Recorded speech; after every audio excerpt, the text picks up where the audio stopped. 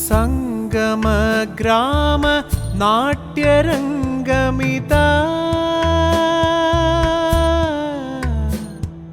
സംഗമഗ്രാമ നാട്യരംഗമിതാ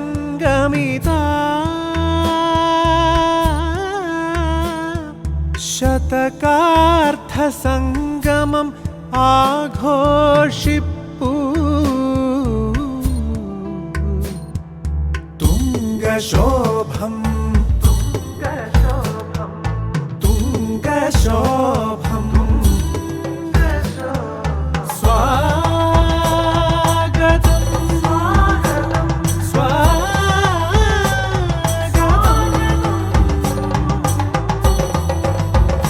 സ്വാഗതം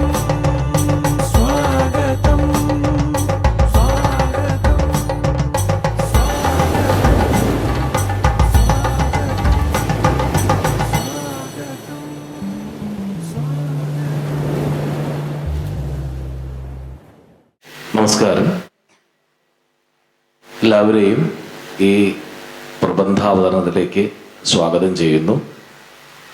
നള കഥകളെ ആസ്പദമാക്കി സുവർണത്തിൻ്റെ ഭാഗമായി കഴിഞ്ഞ ഈ 16 ദിവസമായിട്ട് നടക്കുന്ന പ്രബന്ധ അവതരണങ്ങളുടെ ഒരു സീരീസാണ്. അതിൻ്റെ ഭാഗമായിട്ട് 2 ദിവസത്തെ കൂടിയാട്ടത്തിൻ്റെയും 1 ദിവസത്തെ നങ്ങ്യാർകൂത്തിൻ്റെയും അവതരണങ്ങൾ ഈ നളകഥകളെ ആസ്പദമാക്കി ചെയ്യുന്നുണ്ട്. അതിനോട് ബന്ധപ്പെട്ട് തന്നെ ഉള്ള ഒരു പ്രബന്ധാവതരണമാണ് ഇന്ന് ഇവിടെ നടക്കുന്നത്. അതിൻ്റെ സ്വാഗതം പറയാനായിട്ട് എന്നെ ശ്രീ രമേശ് ചേട്ടൻ ഏൽപ്പിച്ചിരിക്കുകയാണ്. സ്വാഗതം ചെയ്യേണ്ടത്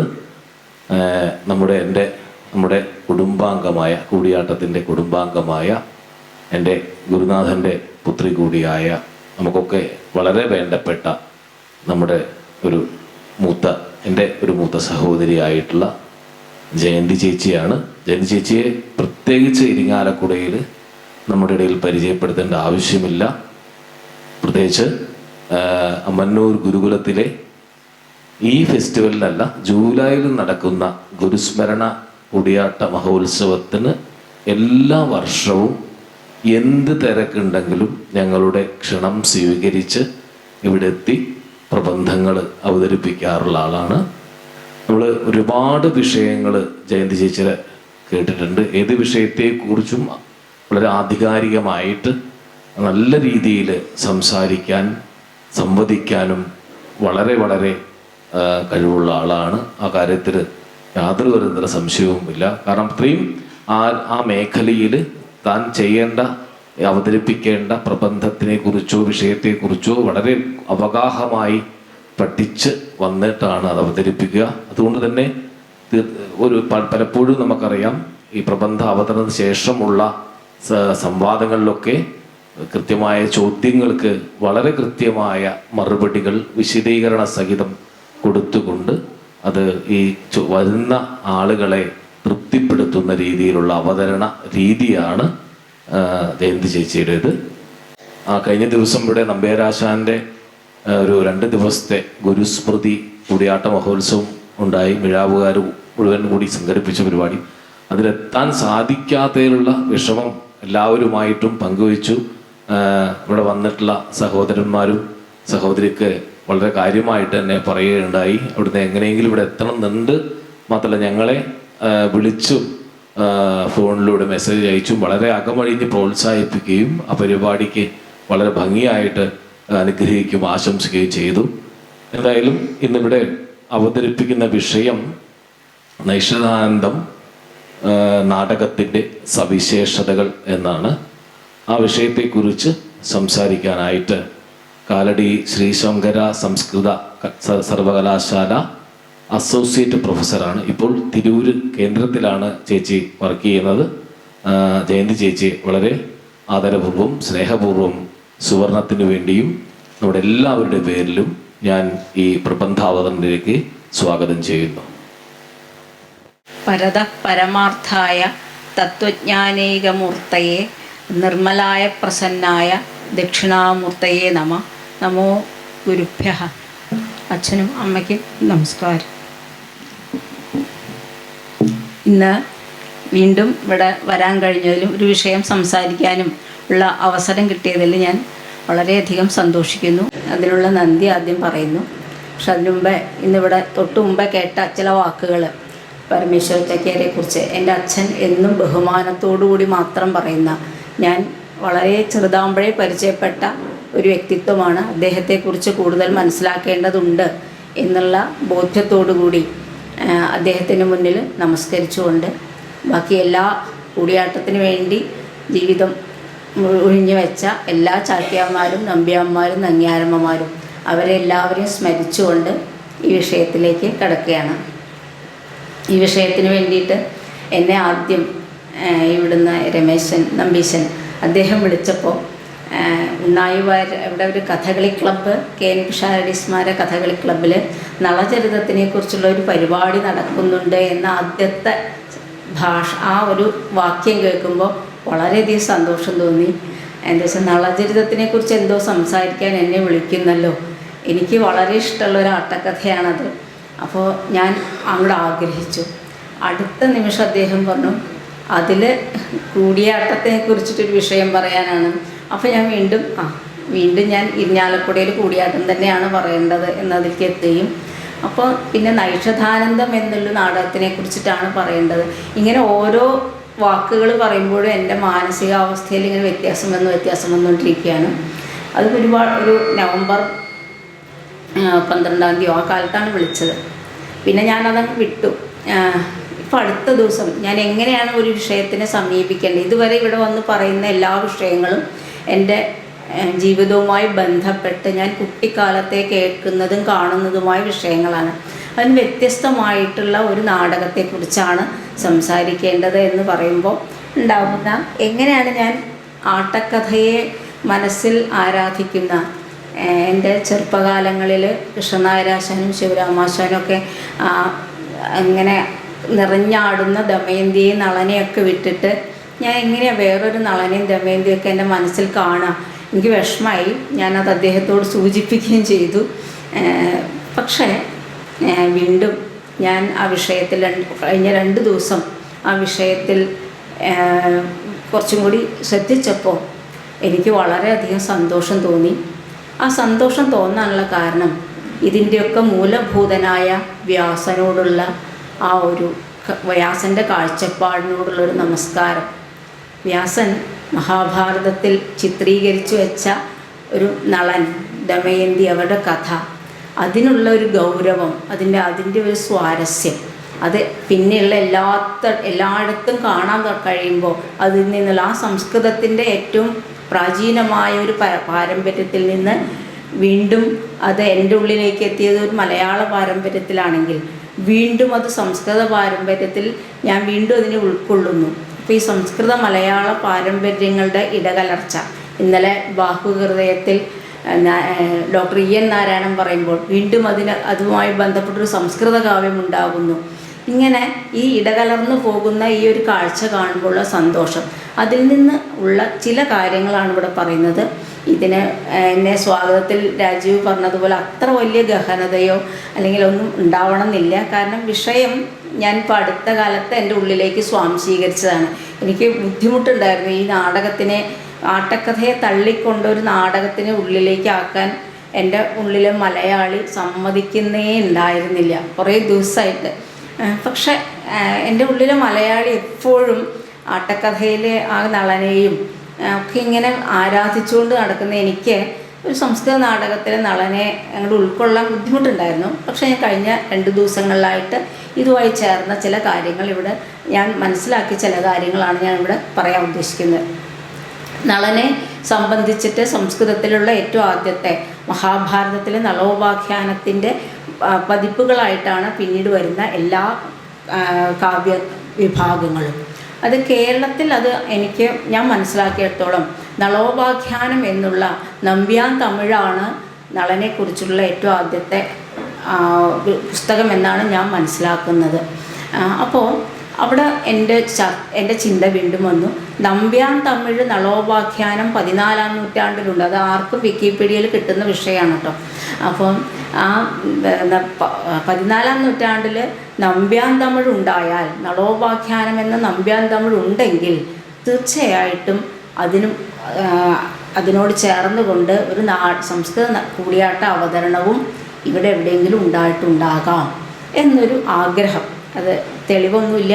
പക്ഷെ നമ്പ്യാൻ തമിഴ് ഉണ്ടെങ്കിൽ തമിഴ് ചൊല്ലുന്നത് എപ്പോഴും കൂടിയാട്ടത്തിന് മുമ്പോ പിന്നുമാണ്. അതുകൊണ്ട് തന്നെ ഒരു പക്ഷെ അങ്ങനെ ഉണ്ടോ എന്നൊരു അന്വേഷണം അത് പുതിയ കാലത്തിന് മുമ്പ് വെച്ചുകൊണ്ട് ഞാൻ എൻ്റെ വിഷയത്തിലേക്ക് കിടക്കുകയാണ്. പിന്നെ ഈ മഹാഭാരതത്തിലെ നളോപാഖ്യാനത്തെ സംബന്ധിച്ച് പിന്നീട് നമ്മളെല്ലാവരും അറിയുന്നത് നൈഷധീയ ചരിതം എന്ന ശ്രീഹർഷൻ്റെ മഹാകാവ്യത്തിനെ അനുബന്ധിച്ചാണ്. സ്വാഭാവികമായിട്ടും കേരളത്തിലെ ഈ ആട്ടക്കഥ ഉണ്ടാകുമ്പോൾ, നളചരിതം എന്നുള്ള ആട്ടക്കഥ ഉണ്ടായുമായില്ല. അദ്ദേഹം വളരെ വലിയൊരു സംസ്കൃത പണ്ഡിതനായിരുന്നു. അദ്ദേഹത്തിൻ്റെ ആട്ടക്കഥ ഉണ്ടാകുമ്പോൾ സ്വാഭാവികമായും നമ്മൾ അത് ശ്രീഹർഷൻ്റെ ഛായ ഉണ്ട് എന്ന് പറയാനുള്ള ഒരു പ്രവണത നമുക്ക് ഉണ്ടാവുകയും ചെയ്തിരുന്നു. അപ്പോഴാണ് ഈ ആട്ടക്കഥ നമ്മുടെ ഉള്ളിലേക്ക് എത്തുകയും ചെയ്യുന്നത്. സംസ്കൃത നാടകങ്ങളെ സംബന്ധിച്ചിടത്തോളം ഇതിൻ്റെ എങ്ങനെയാണ് നളൻ്റെ കഥ അവതരിപ്പിച്ചത് എന്നുള്ളതിന് ഒരു ഉദാഹരണമാണ് ക്ഷേമീശ്വരൻ്റെ അല്ലെങ്കിൽ ക്ഷേമേശ്വരൻ, രണ്ട് തരത്തിലും പറയുന്നുണ്ട്, നൈഷധാനന്ദം എന്നുള്ള ഈ നാടകം. ഈ നാടകം കണ്ടെത്തിയത് കുഞ്ചൻ രാജയാണ്. അദ്ദേഹം മാനുസ്ക്രിപ്റ്റ് കണ്ടെത്തുകയും പിന്നീട് വാർഡറും കുഞ്ഞുണ്ണി രാജയും കൂടിയാണ് ഈ പുസ്തകം ഒരു ക്രിട്ടിക്കൽ എഡിഷൻ എന്നുള്ളതുപോലെ അത് പബ്ലിഷ് ചെയ്യുകയും ചെയ്തത്. ഈ നൈഷധാനന്ദം എന്നുള്ള സംസ്കൃത നാടകം ഇപ്പോൾ അവൈലബിൾ ആണ് താനും ഈ ടെക്സ്റ്റ്. അപ്പോൾ ഈ ടെക്സ്റ്റിൻ്റെ പബ്ലിക്കേഷൻ്റെ ആമുഖത്തിൽ എങ്ങനെയാണ് ഈ മാനുസ്ക്രിപ്റ്റ് കിട്ടുന്നത്, എവിടെ നിന്നാണ് ഈ മാനുസ്ക്രിപ്റ്റ് കിട്ടുന്നത്, എന്താണ് ഇതിൻ്റെ പ്രത്യേകത, എന്താണ് ഈ നാടകത്തിൻ്റെ പ്രത്യേകത എന്നെല്ലാം അവിടെ വളരെ വിസ്തരിച്ച് കുഞ്ചുണ്ണി രാജ ചർച്ച ചെയ്തിട്ടുമുണ്ട്. അപ്പോൾ ഈ നൈഷധാനന്ദം എന്നുള്ള ഈ ക്ഷേമേശ്വരൻ എന്നുള്ള ഈ സംസ്കൃത പണ്ഡിതൻ കുഞ്ചുണ്ണി രാജയുടെ അഭിപ്രായത്തിൽ 940 ആ കാലങ്ങളിൽ AD 940 കാലത്ത് ഗുജറാത്തിലെ മഹീപാലൻ എന്നുള്ള രാജാവിൻ്റെ ആശ്രിതനായിട്ടുണ്ടായിരുന്ന ഒരാളാണ്. അദ്ദേഹത്തിൻ്റെ മറ്റൊരു നാടകമാണ് ചണ്ഡകൗശികി എന്നുള്ള ഹരിശ്ചന്ദ്രനെ കുറിച്ചുള്ള നാടകം എന്നും കുഞ്ചുണ്ണി രാജ ഈ പുസ്തകത്തിൻ്റെ ആമുഖത്തിൽ പ്രിഫേസിൽ വളരെ വ്യക്തമായി പറയുന്നുമുണ്ട്. ക്ഷേമേശ്വരനെ കുറിച്ച് അല്ലെങ്കിൽ ക്ഷേമീശ്വരൻ രണ്ട് പ്രൊനൗൺസിയേഷനും അതിലുണ്ട്. ഈ അദ്ദേഹത്തെക്കുറിച്ച് മറ്റ് അധികം വിവരങ്ങളൊന്നും കുഞ്ചുണ്ണി രാജയും കൊടുക്കുന്നില്ല. നമ്മൾ മറ്റ് സംസ്കൃത സാഹിത്യ ചരിത്രത്തിലും വാർഡറുടെ പുസ്തകത്തിലുണ്ട്, ഇന്ത്യൻ കാവ്യ ലിറ്ററേച്ചറിലുണ്ട്, അത്തരം ചില വിവരങ്ങളാണ് ഉള്ളത്. ഇനി ഈ നാടകത്തിലേക്ക് വരികയാണെങ്കിൽ, ഇപ്പോൾ നൈഷധാനന്ദം എന്നുള്ള ഈ നാടകം, നമ്മൾ സംസ്കൃത നാടകത്തെക്കുറിച്ച് പഠിക്കുമ്പോൾ എന്താണ് ഇതിവൃത്തം, ആരാണ് നായകൻ, എന്താണ് രസം, ഇതാണ് പ്രധാനമായിട്ടും പഠിക്കാറുള്ളത്. അപ്പോൾ ഈ നാടകത്തിൽ എത്ര അംഗങ്ങളുണ്ട് എന്നൊക്കെയാണ്. അപ്പം ഞാൻ നാടകം അത്ര പരിചയമില്ലാത്തതായതുകൊണ്ടാണ് ആ തരത്തിൽ ആദ്യം ഒന്ന് സംസാരിക്കുന്നത്. ഈ നാടകത്തിൽ ഇതൊരു നാടകമാണ്. ഈ നാടകം എന്ന് പറഞ്ഞാൽ നാടകലക്ഷണത്തോട് ചേർന്നതാണ്. നായകൻ നളനാണ്, നായിക ദമയന്തിയാണ്. ഇതിൽ ഇതിവൃത്തം മഹാഭാരതത്തിലെ നളോപാഖ്യാനത്തിൽ നിന്ന് എടുത്തതാണ്. ഇത് പ്രഖ്യാതം എന്ന് മാത്രം പറയാൻ പറ്റില്ല, മിശ്രമാണ്. അതിൽ കവിയുടേതായ ചില കൽപ്പനകൾ, ചില മാറ്റങ്ങൾ അതിൽ കൂട്ടിച്ചേർത്തിട്ടുണ്ട്. അപ്പോൾ അതുകൊണ്ടത് മിശ്രം എന്നുള്ളൊരു നാടക വിഭാഗത്തിലേക്ക്, ഇതിവൃത്തത്തിലേക്കാണ് കൊണ്ടുപോകേണ്ടത്.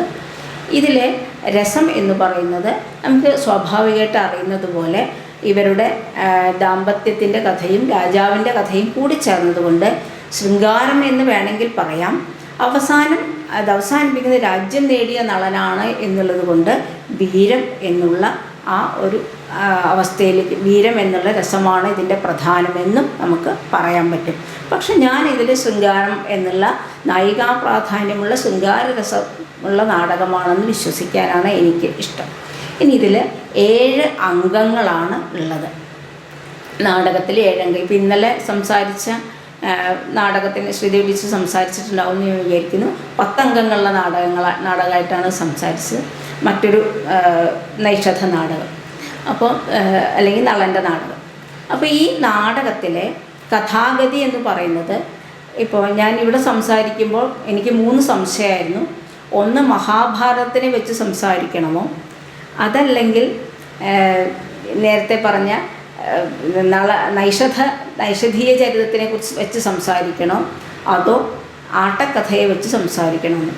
അപ്പോൾ ഇതൊരു കഥകളി ക്ലബ്ബ് നടത്തുന്ന പരിപാടി ആയതുകൊണ്ട് തന്നെ ഞാൻ ആട്ടക്കഥയുമായിട്ട് വെച്ചിട്ടാണ് മിക്കവാറും സംസാരിക്കുക, അറിയാണ്ട്. പിന്നെ ഞാനൊരു കഥകളിയുടെ ഒരു പ്രാന്തത്തെയാണ്, അതിൻ്റെ ഒരു പ്രശ്നം കൂടി എനിക്കുണ്ട്. അപ്പോൾ എനിക്ക് വളരെയധികം എൻ്റെ ഉള്ളിലേക്ക് പോയൊരു സാധനമാണ് ഈ കഥകളി എന്നുള്ളത്. അതിൽ സംസാരിക്കാൻ ഇഷ്ടമാണ്. അതുകൊണ്ട് അപ്പോൾ ഞാൻ ആട്ടക്കഥയെ വെച്ചിട്ട് പറഞ്ഞാൽ എല്ലാവർക്കും കുറച്ചും കൂടി എളുപ്പമുണ്ട് എന്നുള്ളത് കൊണ്ടാണ് അങ്ങനെ പറയുന്നത്. ആട്ടക്കഥയിൽ നമ്മൾ കാണുന്ന കഥാഭാഗം വീരനായിരിക്കുന്ന നളൻ്റെ അടുത്തേക്ക് ദമയന്തി എന്നുള്ള ഒരാളുണ്ടെന്ന് പറയാൻ വേണ്ടി നാരദൻ വരുന്നിടത്തു നിന്നാണ് തുടങ്ങുന്നത്. പക്ഷേ ഈ നാടകത്തിൽ അതിന് മുമ്പ് ഇതിലത്തെ നാന്ദിയെക്കുറിച്ച് പറയണം. ഈ നാടകത്തിലെ നാന്ദി എന്ന് പറയുന്നത് ശിവനെ സ്തുതിക്കുന്ന കപാലി എന്നുള്ള രൂപത്തിലുള്ളതും പിതാമഹൻ എന്നുള്ള രൂപത്തിലും അങ്ങനെ പല രൂപത്തിലുള്ള ശിവനെ സ്തുതിക്കുന്ന നാന്ദിയാണ് ഇതിലുള്ള. ശിവനായിക്കൊണ്ട് പുഷ്പാഞ്ജലി അർപ്പിക്കുന്നു എന്നൊരു നാന്ദി പദ്യമാണ് ഇതിലുള്ളത്. ഇവിടെ നമ്മൾ മനസ്സിലാക്കണം, നമ്മളുടെ ഇവിടെയുള്ള ടെക്സ്റ്റുകളിൽ 2 തരം വന്ദനം ഉണ്ട്.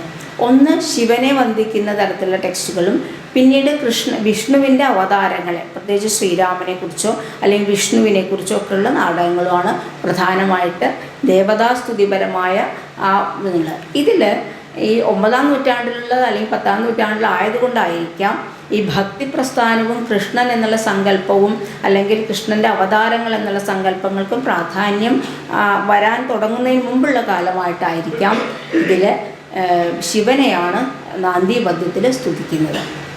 അപ്പോൾ ശിവനെ സ്തുതിച്ചു കഴിഞ്ഞാൽ കഥ തുടങ്ങുന്നത് ഈ നളൻ വിവാഹത്തിന് പോകുന്ന ആ തരത്തിലുള്ള കഥയാണ് തുടങ്ങുന്നത്. അവിടുന്ന് മുതലാണ്. അപ്പോൾ ആട്ടക്കഥയിലെ ഒരു ഭാഗം, അതായത് 1-ാം ദിവസത്തെ നമ്മുടെ മനോഹരമായ ചില കാര്യങ്ങളുണ്ട്.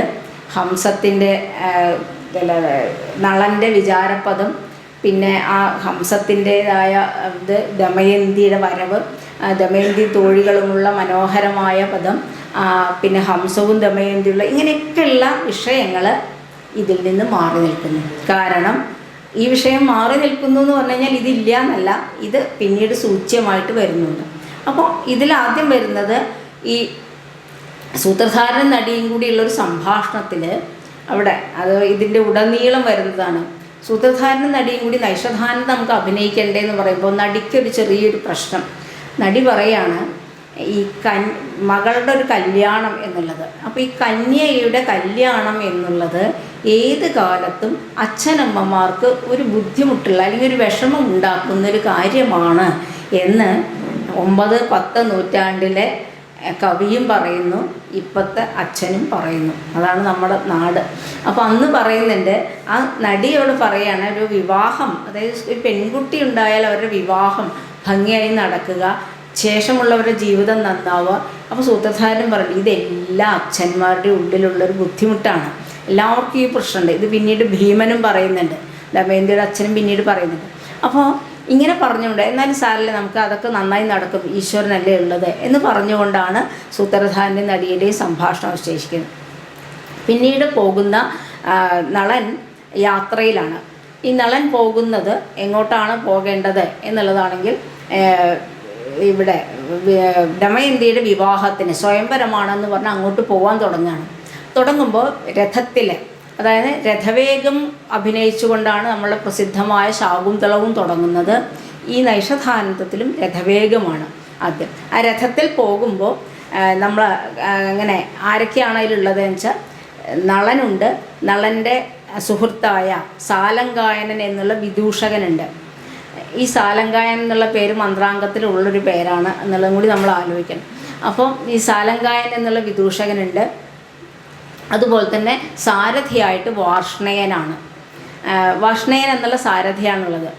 ടെക്സ്റ്റിൽ തുടങ്ങുമ്പോൾ സൂതഹ എന്നാണ് എഴുതുക, പക്ഷെ നളൻ വിളിക്കുന്നത് ഒരു സ്ഥലത്ത് വാർഷ്ണേയൻ എന്ന് വിളിക്കുന്നുണ്ട്. ഈ വാർഷ്ണേയൻ്റെ സാന്നിധ്യം നമ്മൾ കഥകളിയിൽ, ഞാൻ പലപ്പോഴും ആലോചിച്ചു, കഥകളിയിൽ ഈ ഉറക്കം തൂങ്ങുന്ന രണ്ട് സൂതന്മാരുടെ ഇടയിലുള്ള വാർഷ്ണയിൽ നിന്ന് മാറിയിട്ട് നൈഷധാനന്ദത്തിലെ വാർഷ്ണയന് പ്രത്യേകമായ ഒരു പാത്ര സൃഷ്ടി അതിലുണ്ട്. ഞാൻ പിന്നീട് അവസാനം പറയാമെന്ന് വിചാരിക്കുന്നു. അങ്ങനെ ആ വാർഷ്ണയനാണ് ഇതിൽ അങ്ങനെ തുടങ്ങുക. അപ്പോൾ ആ വാർഷ്ണയനാണ് രഥം ഓടിക്കുന്നത്. അപ്പോൾ രഥത്തിൻ്റെ വേഗം നടിക്കുന്നു. ആ രഥവേഗത്തിൽ പോകുന്ന സമയത്ത് ഇവർ പറയാണ്, ഹംസം വന്ന് പറഞ്ഞ ആ ദമയന്തിയുടെ വിവാഹമാണ്, നമുക്ക് അങ്ങോട്ട് സ്വയംവരത്തിന് വേണ്ടി പോകണം. അങ്ങനെ പറഞ്ഞുകൊണ്ട് സംസാരിച്ചുകൊണ്ട് വിദൂഷകനും നളനും കൂടി സംസാരിച്ചുകൊണ്ടാണ് ഇങ്ങനെ പോകുന്നത്. പോകുമ്പോൾ രഥവേഗത്തിനെ സൂചിപ്പിക്കുന്ന വൃക്ഷങ്ങൾ പുറത്തേക്കുന്നു. അങ്ങനെയൊക്കെയുള്ള വർണ്ണനാപരമായ ശ്ലോകങ്ങളൊക്കെ ഉണ്ട്. അതൊക്കെ പറയാൻ വേണ്ടെന്ന് വിചാരിച്ചു. അപ്പോൾ അങ്ങനെയുള്ള ശ്ലോകങ്ങളൊക്കെ കഴിഞ്ഞ് ഇവരിങ്ങനെ പോവുകയാണ്. പോയിട്ട് ഏകദേശം നല്ലൊരു നഗരത്തിൻ്റെ അടുത്തേക്ക് എത്തി. ഈ നഗരം ഏതാണ്? കുണ്ടിനം എത്തി.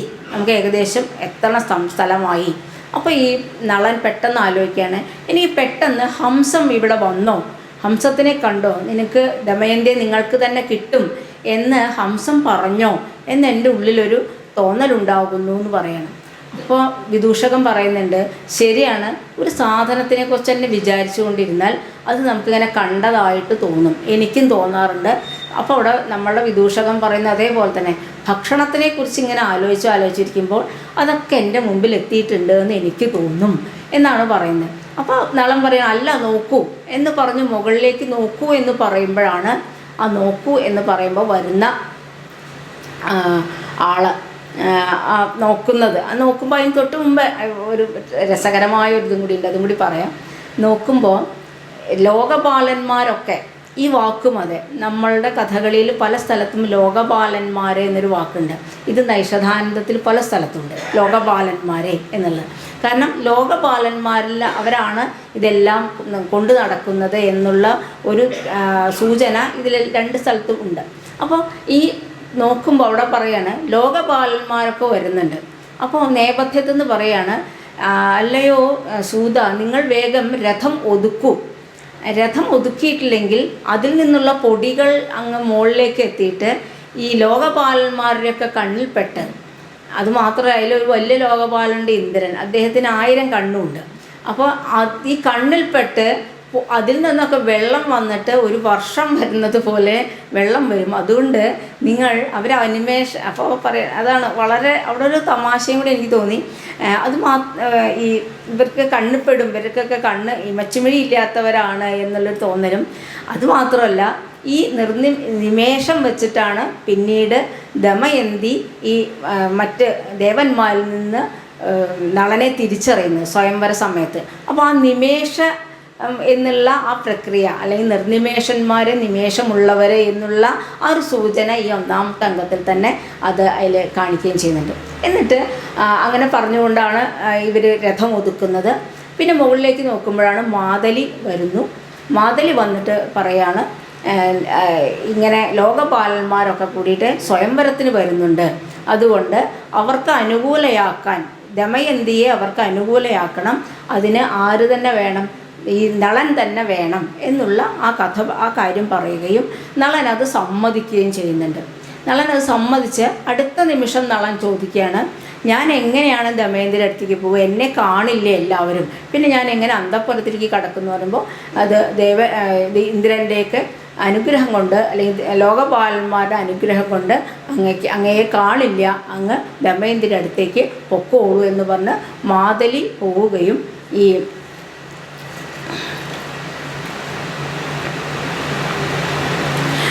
മാതലി പോവുകയും നമ്മളുടെ ഈ അംഗം അവസാനിക്കുകയും ചെയ്യും. അവിടെ നൈഷധൻ ചോദിക്കുകയാണ്, എങ്ങനെ ഈ ലോകപാലന്മാരെയാണോ ദമയന്തിക്ക് ഇഷ്ടാവുക അതോ എന്നെയാണോ, മാനുഷനായ എന്നെയാണോ ഇഷ്ടാവുക എന്ന് ചോദിക്കുമ്പോൾ അവിടെ ഒരു ചെറിയൊരു സങ്കല്പമുണ്ട്. ഒരു കവിത, ഒരു ചെറിയ ശ്ലോകം. ആ ശ്ലോകത്തിൽ പറയുന്നുണ്ട്, സൂര്യൻ താമര രണ്ടും ചളിയിലുള്ളതാണ്, അല്ലെങ്കിൽ വളരെ മനോഹരമാണ്. അപ്പോൾ അതിൽ താമര ഏറ്റവും പ്രഭാന്വിതനായ സൂര്യനെ ആഗ്രഹിക്കുന്നുവെങ്കിൽ ആമ്പല് ചന്ദ്രനെയല്ലേ ആഗ്രഹിക്കുന്നത്.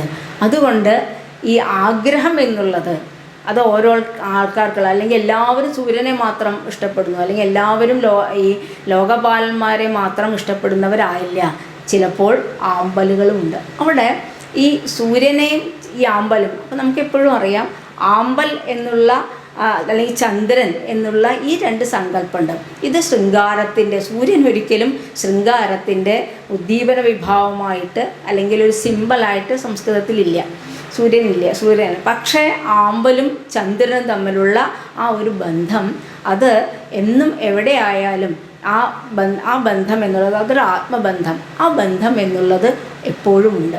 ഈ ബന്ധം തന്നെയാണ് തുടർന്നിലപ്പോൾ ബിന്ദു അല്ലെങ്കിൽ ബീജം ബിന്ദു പതാക എന്നൊക്കെ പറയുന്ന അവസ്ഥാന്തരങ്ങളെക്കുറിച്ച് പറയുമ്പോൾ ഈ ഒരു ബന്ധമാണ് തുടർന്ന് നളനും ദമയന്തിയും തമ്മിൽ ഏറ്റവും അവസാനം വരെ ഉള്ള ഒരു ബന്ധം. അത് മാനസികമായ ബന്ധമാണ്. മനസ്സിനെ സങ്കല്പിക്കുന്നത് ജ്യോതിഷത്തിലായാലും ചന്ദ്രനാണ്.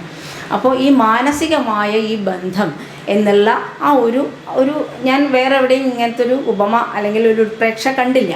അപ്പോൾ അതുകൊണ്ട് തന്നെ ഈ ചന്ദ്രനോടുള്ള ആമ്പലിൻ്റേതായ ഒരു സ്നേഹം എന്നുള്ള ആ ഒരു ബന്ധത്തിലേക്ക്, അതാണ് പ്രണയം എന്നുള്ള അല്ലെങ്കിൽ അതാണ് ശൃംഗാരതി എന്നുള്ള ആ ഒരു ബന്ധത്തിലേക്കുള്ള സൂചനയുള്ളൊരു ശ്ലോകം ഈ ഒന്നാമത്തെ അംഗത്തിലുണ്ട്.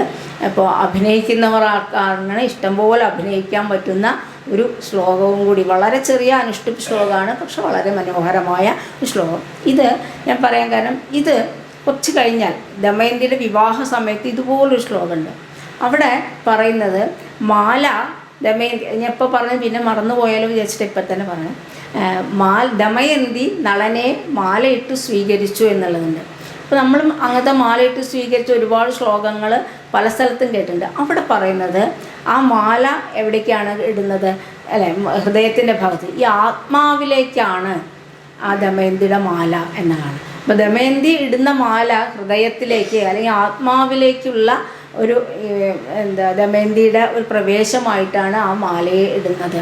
അപ്പോൾ ഈ മാലയാകലിതാമോദ എന്നൊക്കെ നമ്മൾ കേട്ടിട്ടുണ്ടെങ്കിലും ഇങ്ങനെ ഈ വരിക്കുന്നത്, നളനെ വരിക്കുന്നത്, നളൻ്റെ ആത്മാവിനെയാണ് ദമയന്തി കൈക്കലേക്ക് ആക്കുന്നത്.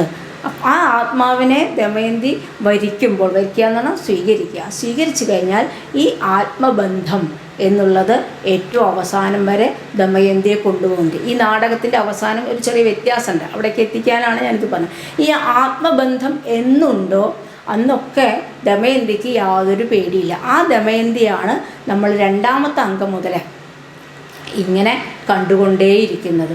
രണ്ടാമത്തെ അംഗത്തിൽ സ്വാഭാവികമായിട്ടും നളൻ ദമയന്തിയെ കാണാൻ വേണ്ടി പോകുന്നു. നമ്മുടെ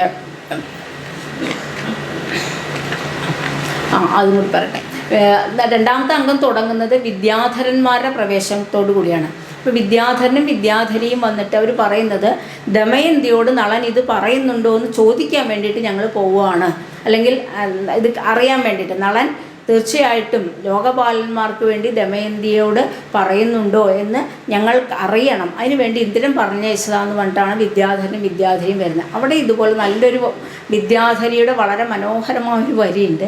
ആ വരി ഇതാണ്: നളനെ കണ്ടിട്ട് എന്തൊരു സൗന്ദര്യമാണ് എന്നിട്ട് പറയണം, അല്ലെങ്കിലും ഈ ലോകത്ത് ദേവന്മാരെക്കാളൊക്കെ അപേക്ഷിച്ചിട്ട് മനുഷ്യർക്കാണ് സൗന്ദര്യം കൂടുതൽ, മനുഷ്യന്മാർക്കാണ് സൗന്ദര്യം കൂടുതൽ. എന്നിട്ട് പറയാണ്, ആ ഉർവശി വെറുതെ ഒന്നുമല്ല, എത്രയോ കാലമായിട്ട് മനുഷ്യന് വേണ്ടി അവിടെ ഇങ്ങനെ മനുഷ്യനെ മനസ്സിലോർത്ത് നിൽക്കുന്നു എന്ന് വളരെ മനോഹരമായ ഒരു വരി. അപ്പോൾ ആ ഒരൊറ്റ വരിയിൽ കൂടെ വിക്രമോർവശീയം എന്നുള്ള നാടകം മുഴുവൻ നമ്മുടെ ഉള്ളിലേക്ക് അങ്ങോട്ട് ഒറ്റ വരിയിൽ കൂടെ, വിദ്യാധരിയുടെ ഒരു വരിയിൽ കൂടെ ആ വിക്രമോർവശി നാടകത്തിൻ്റെ മുഴുവൻ ഇതും നമ്മുടെ ഉള്ളിലേക്ക് വരുന്ന ഒരു, അപ്പോഴൊക്കെയാണ് ഈ കവിയുടെ ആ ഒരു ഇങ്ങനെ നമ്മളെ ഉള്ളിലേക്ക് എത്തിക്കുന്ന ചില വരികൾ എന്നുള്ളത്. ഇതുപോലത്തെ കുറേ വരികൾ ഇതിലുണ്ട്.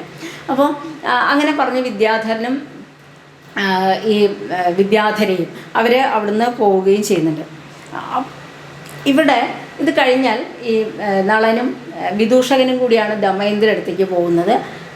ആരും കാണാതെ ദമയന്തി അവിടെ ഒരു പൂക്കളൊക്കെ കോർത്തുകൊണ്ടിരിക്കുന്ന ഒരു സന്ദർഭമാണ്. അവിടെ ബാഹ്യോദ്യാനത്തിലല്ല, അന്തഃപുരത്തിൽ ഉദ്യാനത്തിലിരിക്കുമ്പോൾ അവിടേക്കാണ് ഇവർ ചെല്ലുന്നത്. അങ്ങോട്ട് ചെല്ലുമ്പോഴുള്ള നളൻ്റെ ഒരു ശ്ലോകമുണ്ട്. ഈ ശ്ലോകമൊക്കെ വായിക്കുമ്പോൾ, ഈ ശ്ലോകം മാത്രമല്ല ഇതിൻ്റെ പല ഭാഗങ്ങളും വായിക്കുമ്പോൾ ഈ നാടകകൃത്ത് നല്ലൊരു പ്രയോക്താവാണെന്ന് മനസ്സിലാവും. കാരണം ഈ ശ്ലോകത്തിൽ ഓരോ വരിയിലും ഏത് ഭാവം വേണമെന്ന് ബ്രാക്കറ്റിൽ എഡിറ്റർ ഇട്ടതാണ്, പക്ഷെ അതിൽ കൃത്യമായിട്ടുണ്ട്. അപ്പോൾ നല്ലൊരു സംവിധായകന് മാത്രമേ ഇങ്ങനെ ഇവിടെ ഉത്കണ്ഠ വേണം, അല്ലെങ്കിൽ ഇവിടെ സസ്മിതമായിട്ട് വേണം, അല്ലെങ്കിൽ ഇവിടെ സോദ്വേഗമായിട്ട് വേണം, അല്ലെങ്കിൽ ഇവിടെ സാഹസമായിട്ട് വേണം, ഇങ്ങനെ പറഞ്ഞുകൊണ്ട് ഓരോ വരിയുടെയും അർത്ഥത്തിന് പാകത്തിന് ഏത് ഭാവം വേണമെന്ന് ബ്രാക്കറ്റിൽ ഉണ്ടാവുകയാണ്. ഇത് മാത്രമൊന്നുമല്ല, പല സ്ഥലത്തും പരിക്രമം എന്ന് എഴുതി വയ്ക്കുന്നുണ്ട്. അല്ലെങ്കിൽ പോയി എന്നല്ല, നിഷ്ക്രമ്യ എന്നല്ല, പരിക്രമ്യ നിഷ്ക്രാമതി എന്ന് കൃത്യമായിട്ട് പരിക്രമമുണ്ട്, പരിക്രമിച്ചിട്ട് വേണം പോകാൻ എന്നുള്ള തരത്തിലുള്ള ഒരുപാട് രംഗനിർദ്ദേശങ്ങൾ ഇതുണ്ട്. ഇവിടെ ഇങ്ങനൊരു ശ്ലോകം ഈ നളൻ്റെ ഉള്ളിൽ ദമയന്തിയോടുള്ള സ്നേഹവും പ്രേമവും ഉണ്ട്, അതേ അവനവൻ്റെ കാര്യത്തിനോടുള്ള ഗൗരവമുണ്ട്. ഇങ്ങനെയുള്ള ഒരു ശ്ലോകത്തിലൂടെ ഈ തൻ്റെ ഭാവത്തെ ഞാനിതിലേതാണ് വേണ്ടത്. ഇതുപോലെ മറ്റൊരു ശ്ലോകമുണ്ട്, ക്വാകാര്യം ശശലക്ഷ്മണ ക്വചകുലം എന്നൊക്കെ പറയുന്ന നമ്മൾ ഈ രസത്തിൻ്റെ ഈ ഒരുപാട് രസങ്ങൾ വരുന്ന എങ്ങനെയാണ്, ശബളത എന്നുള്ളിടത്ത് പറയും, ഭൂയോപി ദൃശ്യേതസ. ഒരു വരി ഞാൻ എങ്ങനെയാണ് അത് ചെയ്യുക, അടുത്ത സമയം എന്തൊരു ഭംഗിയാണ് കാണാൻ, അടുത്ത സമയം ഞാൻ അങ്ങനെ ചെയ്യണ്ടേ, അല്ല ആ അധരങ്ങൾ കാണാൻ എന്തൊരു ഭംഗിയാണ്. ഇങ്ങനെ തൻ്റെ ഭാവങ്ങളെ മാറ്റിക്കൊണ്ടുള്ള ഒരു ശ്ലോകം. എന്നാലും അവസാനം പറയാണ്, ഞാൻ ചെയ്യേണ്ടത് ഈ ലോകം ഇന്ദ്രൻ മുതലായവരുടെ ആജ്ഞ പാലിച്ചുകൊണ്ട് ഈ നൈഷധനെ ദമയന്തിയെ അവർക്ക് അനുകൂലമാക്കണം എന്ന് പറയുകയും ദമയന്തിയുടെ അടുത്ത് വരികയും, ദമയന്തിയാണെങ്കിൽ ആ സമയത്ത് മാല കോർക്കാനിരിക്കുകയാണ്. അപ്പോൾ മാല കോർക്കുമ്പോൾ പോലും കർണികാര തടത്തിലാണ് ഇരിക്കുന്നത്, ശിലാഫലകത്തിൽ ഇരുന്നു കൊണ്ട് മാല കോർക്കാൻ നോക്കുമ്പോൾ അവിടെയും നല്ലൊരു ശ്ലോകമുണ്ട്. മാല കോർക്കുമ്പോൾ അതിൽ പൂക്കളുടെ ഇതളുകളേക്കാൾ അധികം അവിടെ കർണികാരങ്ങൾ വെച്ചിട്ടാണ് കോർക്കുന്നത്. അപ്പോൾ ആ ഇതളുകളൊക്കെ വരുന്നതിന് മുമ്പേ അതിൻ്റെ നാരുണ്ട്, കർണികാരത്തിന് നാര്, അത് നാമ്പ് പോലെ തന്നെ, അതാണ് കൂടുതൽ ഗ്രന്ഥിയായി വരുന്നത് എന്ന് ദമയന്തിയുടെ ആ ഒരു മാല കോർക്കലിനെ കുറിച്ച്, കാരണം മനസ്സ് മറന്നിരുന്ന ദമയന്തിയെക്കുറിച്ച് അവിടേക്ക് നളൻ വരികയും വിദൂഷകനും കൂടി വരുന്നു, അവർ സംസാരിക്കുന്നു. നമ്മൾ സാധാരണ പറയുന്നത് പോലെ തന്നെ ഇവർക്ക് ലോകപാലന്മാർക്ക് അവരുടെ അനുകൂലമാകണമെന്ന് പറയുന്നു. അപ്പോൾ ദമയന്തി പറയുന്നുണ്ട്, അങ്ങനെ മനസ്സിനെ അങ്ങനെ അനുകൂലമാക്കാൻ പറ്റില്ല, മനസ്സ് എന്നുള്ളത് നമ്മളുടെയാണ്. അത്തരത്തിലുള്ള സംഭാഷണത്തിന് അങ്ങനെ ആ അംഗം അവസാനിക്കുകയാണ് ചെയ്യുന്നത്. ഇവിടെ ദമയന്തിയുടെ ഒരു നിശ്ചയദാർഢ്യം ഞാൻ ആദ്യം പറഞ്ഞു. ആ അവിടെ ദമയന്തി പറയുന്നുണ്ട്, ഞാൻ ഇന്ദ്രാണിയെയാണ് പൂജിക്കുന്നത്. അവിടെ അടുത്തതിലും അങ്ങനെ തന്നെയാണ്, ഇന്ദ്രാണിയെ പൂജിക്കുന്നുണ്ട്. ഇന്ദ്രാണിയെ പൂജിക്കുന്നത് എനിക്ക് നല്ല വരനെ കിട്ടാനാണ് ഞാൻ ഇന്ദ്രാണിയെ പൂജിക്കുന്നത്. നമുക്കത് കേൾക്കാം. നമ്മളുടെ ആട്ടകഥയുടെ ആദ്യം ഇന്ദ്രനും ഇന്ദ്രാണിയും എന്ന് വേണ്ട സർവ വൃന്ദാരകം എന്നും പറയുന്ന അവിടെയും നമ്മളിതൊക്കെ ഉണ്ട്. അവിടെ പറയുന്ന അനസൂയ ലോപാമുദ്രയും എന്നൊക്കെ പറയുന്നതൊക്കെ ഇതിലുണ്ട്, ഇതിലിങ്ങനെ പറയുന്നുണ്ട്. ഇവരൊക്കെയാണ് ഞാൻ അപ്പോൾ അങ്ങനെയുള്ള ഇന്ദ്രാണിയെ പൂജിക്കുന്ന എനിക്ക് ഇന്ദ്രൻ പിന്നെ എന്നോട് അങ്ങനെ, ഇന്ദ്രാണിയെ ഞാൻ പൂജിക്കുന്നത് നല്ലൊരു ഭർത്താവിനെ കിട്ടാൻ വേണ്ടിയിട്ടാണ്. അപ്പോഴാണ് ഇന്ദ്രൻ എന്നോട് പറയുന്നത് ഇന്ദ്രനെ കാമിക്കണം എന്ന് പറയുന്നത്. അതിൻ്റെ ആ ഒരു ഇതൊക്കെ അവിടെ ആ ശ്ലോകം കൂടിയുണ്ട്. അങ്ങനെ അത് ആ രണ്ടാമത്തെ അംഗത്തിൻ്റെ പിന്നെ അവരുടെ സംഭാഷണത്തിലൂടെ അത് അവസാനിക്കുകയാണ്. രണ്ടാമത്തെ അംഗത്തിൽ അങ്ങനെ ചെയ്യുന്നത്, അതായത് നളനെ എങ്ങനെയാണ് നളൻ പറയണം എന്നുള്ളത് പറയുകയും ചെയ്യുന്നു, എന്നാൽ ദമയന്തിയ എനിക്ക് അനുകൂലയാണെന്ന് ഉറപ്പിക്കുകയും ചെയ്തുകൊണ്ടാണ് രണ്ടാമത്തെ അംഗം അവസാനിക്കുന്നത്. ഈ അംഗത്തിന് അത് കഴിഞ്ഞാൽ ഈ അംഗത്തിലൊക്കെ പറയുമ്പോൾ ഈ അംഗം വളരെ നീട്ടി വലിച്ചൊരു അംഗമാണ്. ഒരു ഒരു വൃത്താന്തത്തിനെ വളരെ വിപുലമായി പറയുന്നു. കാരണം സംസ്കൃത നാടകത്തിൻ്റെ ഇതനുസരിച്ച് ഇത് പ്രതിമുഖ സന്ധ്യയായിട്ടാണ് വരിക. അപ്പോൾ ഈ പ്രതിമുഖ സന്ധ്യയായിട്ട് വരുന്നതിൻ്റെ തുടക്കത്തിലുള്ളതാണിത്. അപ്പോൾ പ്രതിമുഖ സന്ധ്യയിൽ കുറേ സന്ധ്യംഗങ്ങൾ വേണമെന്നൊരു നിയമമുണ്ട്, അത് വേണം ഇത് വേണം. അപ്പോൾ ഇതൊക്കെ അനുസരിച്ചിട്ടുള്ള ചിലതൊക്കെ ചേർത്തിട്ട് ഒരു വിശദമായ ഒരു അംഗമായിട്ട് മാറുന്നു. ഇതിൽ കഥ പറയാൻ അധികം ഇല്ലെങ്കിലും ഈ ശ്ലോകങ്ങളും അതിൻ്റേതായ വ്യാഖ്യാനങ്ങളും കൂടി വരുമ്പോൾ അതിൻ്റെ വിശദമായൊരു അംഗമായിട്ട് എപ്പോഴും രണ്ടാമത്തെ അംഗം എല്ലാ നാടകത്തിലും ഇങ്ങനെ ലാഗ് ചെയ്തു പോകുന്നൊരു സ്വഭാവം സംസ്കൃത നാടകത്തിനുണ്ട്.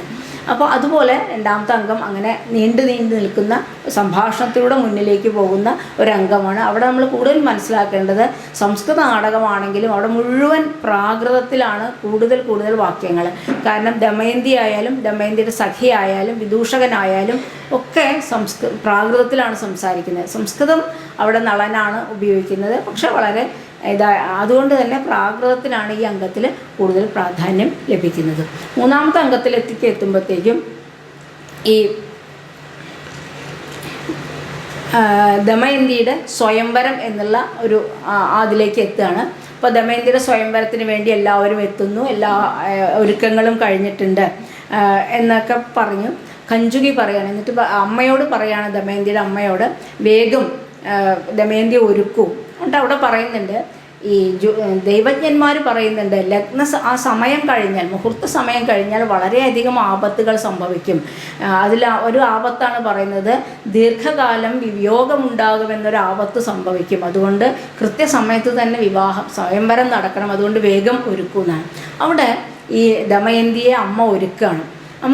അമ്മയും സഖിമാരും എല്ലാവരും ഉണ്ട്. അവിടെ ഈ ഒരുക്കത്തിൻ്റെതായ ചില വാക്കുകൾ നമ്മുടെ ഗോരോചനം കൊണ്ട് ബന്ധങ്ങൾ എഴുതിയോ, അതുപോലെ തന്നെ അഞ്ജനം പുരട്ടിയോ, ഇങ്ങനെ ഓരോന്നും ചോദിച്ച് അതുപോലെ അധരങ്ങൾ ചുവപ്പിച്ചോ, ഇങ്ങനെ ഓരോന്നും ചോദിച്ച് ദമയന്തി എങ്ങനെയാണ് ഒരുക്കുന്നത് എന്നുള്ളത് വളരെ മനോഹരമായിട്ട് അവിടെ ഓരോ ശ്ലോകത്തിൽ കൂടി, ഓരോ ശ്ലോകത്തിലെ വാക്യത്തിൽ കൂടെ അവിടെ വരുന്നുണ്ട്.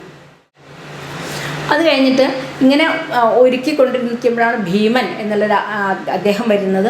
അദ്ദേഹം വീണ്ടും ഇതന്നെ പറയുന്നത്, ഒരു കന്യകയെ വിവാഹം കഴിച്ച് അയപ്പിക്കുക എന്ന് പറയുന്നത് ഏറ്റവും വലിയ ബുദ്ധിമുട്ടാണ്. ഇവിടുന്ന് പോയാൽ അവിടെ പോയിട്ട് സുഖമായി ജീവിക്കോ, ഇങ്ങനെയുള്ള വളരെയധികം വ്യസനമുള്ളൊരു കാര്യമാണ് ഒരു കന്യയെ കൊടുക്കുക എന്നുള്ള. അതെന്നാലും ഈശ്വരന്മാർ സഹായിക്കട്ടെ എന്ന് പറഞ്ഞിട്ട് അങ്ങോട്ട് പോകാൻ വേണ്ടി ഈ ദമയന്തിയെ അമ്മയുടെ അവിടുന്ന് അങ്ങോട്ട് കൊണ്ടുപോവുകയും ചെയ്യുന്നുണ്ട്. അപ്പോൾ അവിടെ ഈ ബന്ധങ്ങൾ എഴുതുന്നിടത്തൊക്കെ നമ്മളുടേതായ ചില ചടങ്ങുമായിട്ട് ചില ബന്ധങ്ങളുണ്ട്. ഈ ഗോരോചനം കൊണ്ട് ബന്ധങ്ങൾ എഴുതുന്നിടത്ത് ആരൊക്കെയാണ് യോജിച്ച് വരേണ്ടത് എന്നൊക്കെ പറയുന്ന ചില കാര്യങ്ങളുണ്ട്. അതൊക്കെ കേരളത്തിലെ ചില ചടങ്ങുമായിട്ട് യോജിപ്പുണ്ട്. അപ്പോൾ അതും ഇവിടെ പറയില്ല. എന്നിട്ട് ഈ കൊണ്ടുപോയതിന് ശേഷം ദമയന്തിയുടെ സ്വയംവരം എന്നുള്ളത് അവിടെ രംഗത്ത് ഇല്ല.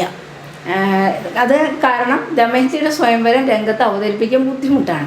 പക്ഷേ പെട്ടെന്ന് തന്നെ വിദൂഷകൻ്റെയും മറ്റ് സഖിമാരുടെയൊക്കെ സംസാരത്തിലൂടെയാണ് നമുക്കവിടെ ദമയന്തിയുടെ സ്വയംവരം നടന്നു എന്നുള്ളത് മനസ്സിലാവുന്നത്. അതും ഇതുപോലെ പ്രാകൃതമായ ഭാഷയിലുള്ള കോൺവെർസേഷൻസാണ് മുഴുവൻ. അപ്പോൾ അവിടെ പെട്ടെന്ന് ശബ്ദം കേട്ടിട്ട് ഈ അമ്മ ചോദിക്കുക, എന്താണ് ശബ്ദം? അപ്പോൾ സഖിമാർ അവർ പരിജനങ്ങൾ വന്ന് പറയാണ്, ആ വിവാഹത്തിന് വേണ്ടിയിട്ട് അവിടെ ഒരു നടക്കുന്നു, അല്ലെങ്കിൽ അതിന് വേണ്ടിയുള്ള സാധനങ്ങൾ കൊണ്ടുവരണം, അങ്ങനെയൊക്കെ പറയണം. അപ്പോൾ എങ്ങനെയാണ് വിവാഹം നടന്നത് എന്നുള്ളത് ദീർഘമായി വിശദീകരിക്കുന്നത് വിദൂഷകനാണ്. വിദൂഷകൻ്റെ വാക്യത്തിൽ കൂടെയാണ് വിവാഹം എങ്ങനെയാണ് നടന്നത്. അവിടെ പറയുന്നത്, ആ വിവാഹ സ്ഥലത്തേക്ക് ഗജകന്യകയുടെ മുകളിലാണ് ദമയന്തി വന്നത് എന്നാണ്. അങ്ങനെ വന്ന്, അതായത് പിടിയാനയുടെ പുറത്ത് ആണ് ദമയന്തി വരുന്നു. ആ പിടിയാനയുടെ പുറത്ത് വരുന്ന ദമയന്തി അവിടെ വരുന്നു. എല്ലാവരെയും അവിടെ ഒരുക്കിയിരുത്തിയിട്ടുണ്ട്. അവിടേക്കൊക്കെ ചെല്ലുന്നു. അവിടെ ഒന്നും കൂടി ഉണ്ട്, ഈ മണ്ഡപത്തിൻ്റെ ഒരുക്കങ്ങൾ എങ്ങനെയൊക്കെയാണ് കല്യാണ മണ്ഡപം ഒരുക്കിയിരിക്കുന്നത് പറയേണ്ടത്. അവിടെ ശ്രദ്ധിച്ചാൽ അവിടെ കേരളത്തിൻ്റെ ഈ വാഴ അല്ലെങ്കിൽ തോരണം ഇതൊന്നുമില്ല. നേരെ മറിച്ച് ഒരു ഉത്തരേന്ത്യൻ ഛായയിൽ അല്ലെങ്കിൽ ഒരു മധ്യ ഇന്ത്യൻ ഛായയിലുള്ള ചില ഒരുക്കങ്ങളെ കുറിച്ചിട്ടാണ് അവിടെ പറയുന്നത്. അപ്പോൾ അങ്ങനെ ആ സ്ഥലത്തേക്ക് ചെല്ലുന്നു. അപ്പോൾ പിന്നെന്താ ഉണ്ടായത്? ദമയന്തി ഓരോരുത്തരായിട്ട് നോക്കുന്നു, ഓരോരുത്തരുടെ കാര്യങ്ങൾ വിശദീകരിച്ച് നോക്കുന്നു. അപ്പോൾ നോക്കുമ്പോൾ 5 നളന്മാരവിടെ ഇരിക്കുന്നു. ഇതിൽ ആരെയാണെന്ന് വേണ്ടതെന്ന് ദമയന്തിക്ക് സംശയമാവുന്നു.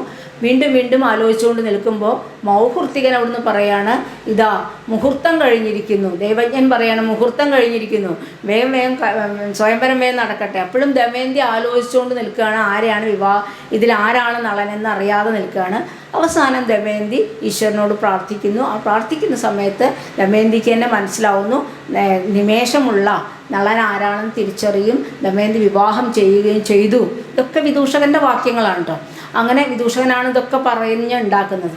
അങ്ങനെ വിവാഹം ചെയ്തു. ആ വിവാഹം ചെയ്ത സമയത്ത് ലോകപാലന്മാർക്കും ദേഷ്യം വന്നു, പെട്ടെന്ന് തന്നെ മറ്റ് രാജാക്കന്മാർക്കും ദേഷ്യം വന്നു. അവരെല്ലാവരും നളൻ്റെ എതിരെ യുദ്ധം ചെയ്യാൻ വേണ്ടി പുറപ്പെട്ടു. നളൻ തൻ്റെ വില്ലും അമ്പുമൊക്കെ എടുത്തിട്ട് അവരോട് യുദ്ധം ചെയ്യാൻ പുറപ്പെട്ടു. അവിടെ ആകെ ബഹളമായി. ആ ബഹളത്തിൽ ഞാൻ ഓടിപ്പോന്നു എന്നൊക്കെ പറഞ്ഞ് അവിടെ ഒരു യുദ്ധം നടന്നു എന്നും അവസാനം അവരെല്ലാവരും അതിലൊക്കെ ശാന്തരായ യുദ്ധത്തിൽ നളൻ ജയിച്ചു എന്നും അങ്ങനെയൊന്നും പറയുന്നില്ലെങ്കിലും യുദ്ധമൊക്കെ അവിടെ അവസാനിച്ചു. ഇതാ ദമയന്തിയും നളനും കൂടി ഇതാ ഇങ്ങോട്ട് വരുന്നു. അവരെ അഭിഷേകം ചെയ്തുകൊണ്ട് അല്ലെങ്കിൽ അവർക്ക് സ്വയംവരാഭിഷേകം നടത്തിക്കൊണ്ട് നമുക്കവരെ സ്വീകരിക്കണ്ടേ എന്നുള്ള ആ സ്വയംവര കഥയും അവിടെ ഉണ്ടായ പ്രശ്നങ്ങൾ മുഴുവൻ വിദൂഷകനാണ് പറഞ്ഞ് ആ കഥ ഉണ്ടാക്കുന്നത്. അപ്പോൾ വളരെ മനോഹരമായിട്ടുള്ള, അപ്പോൾ ഇതൊരു സംസ്കൃത നാടകം മാത്രം വായിക്കുന്ന ഒരാൾക്ക് വിദൂഷകൻ ഇത്രയൊക്കെ ശക്തി ഉണ്ടോ എന്ന് തോന്നും.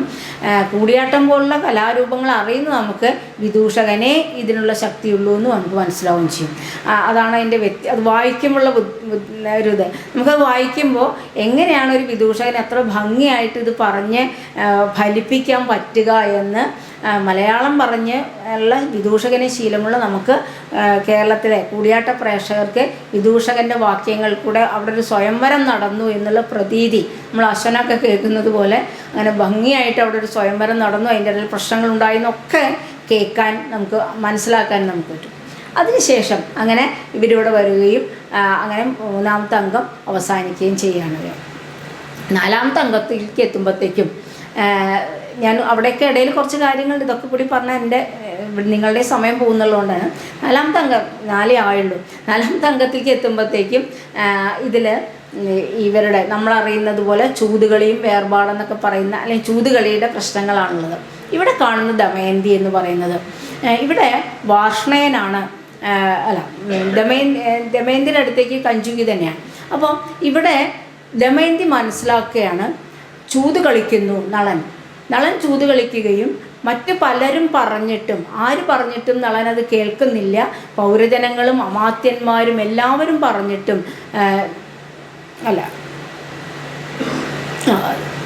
അത് മാറിപ്പോയി, ചെറിയ മാറ്റം വന്നു.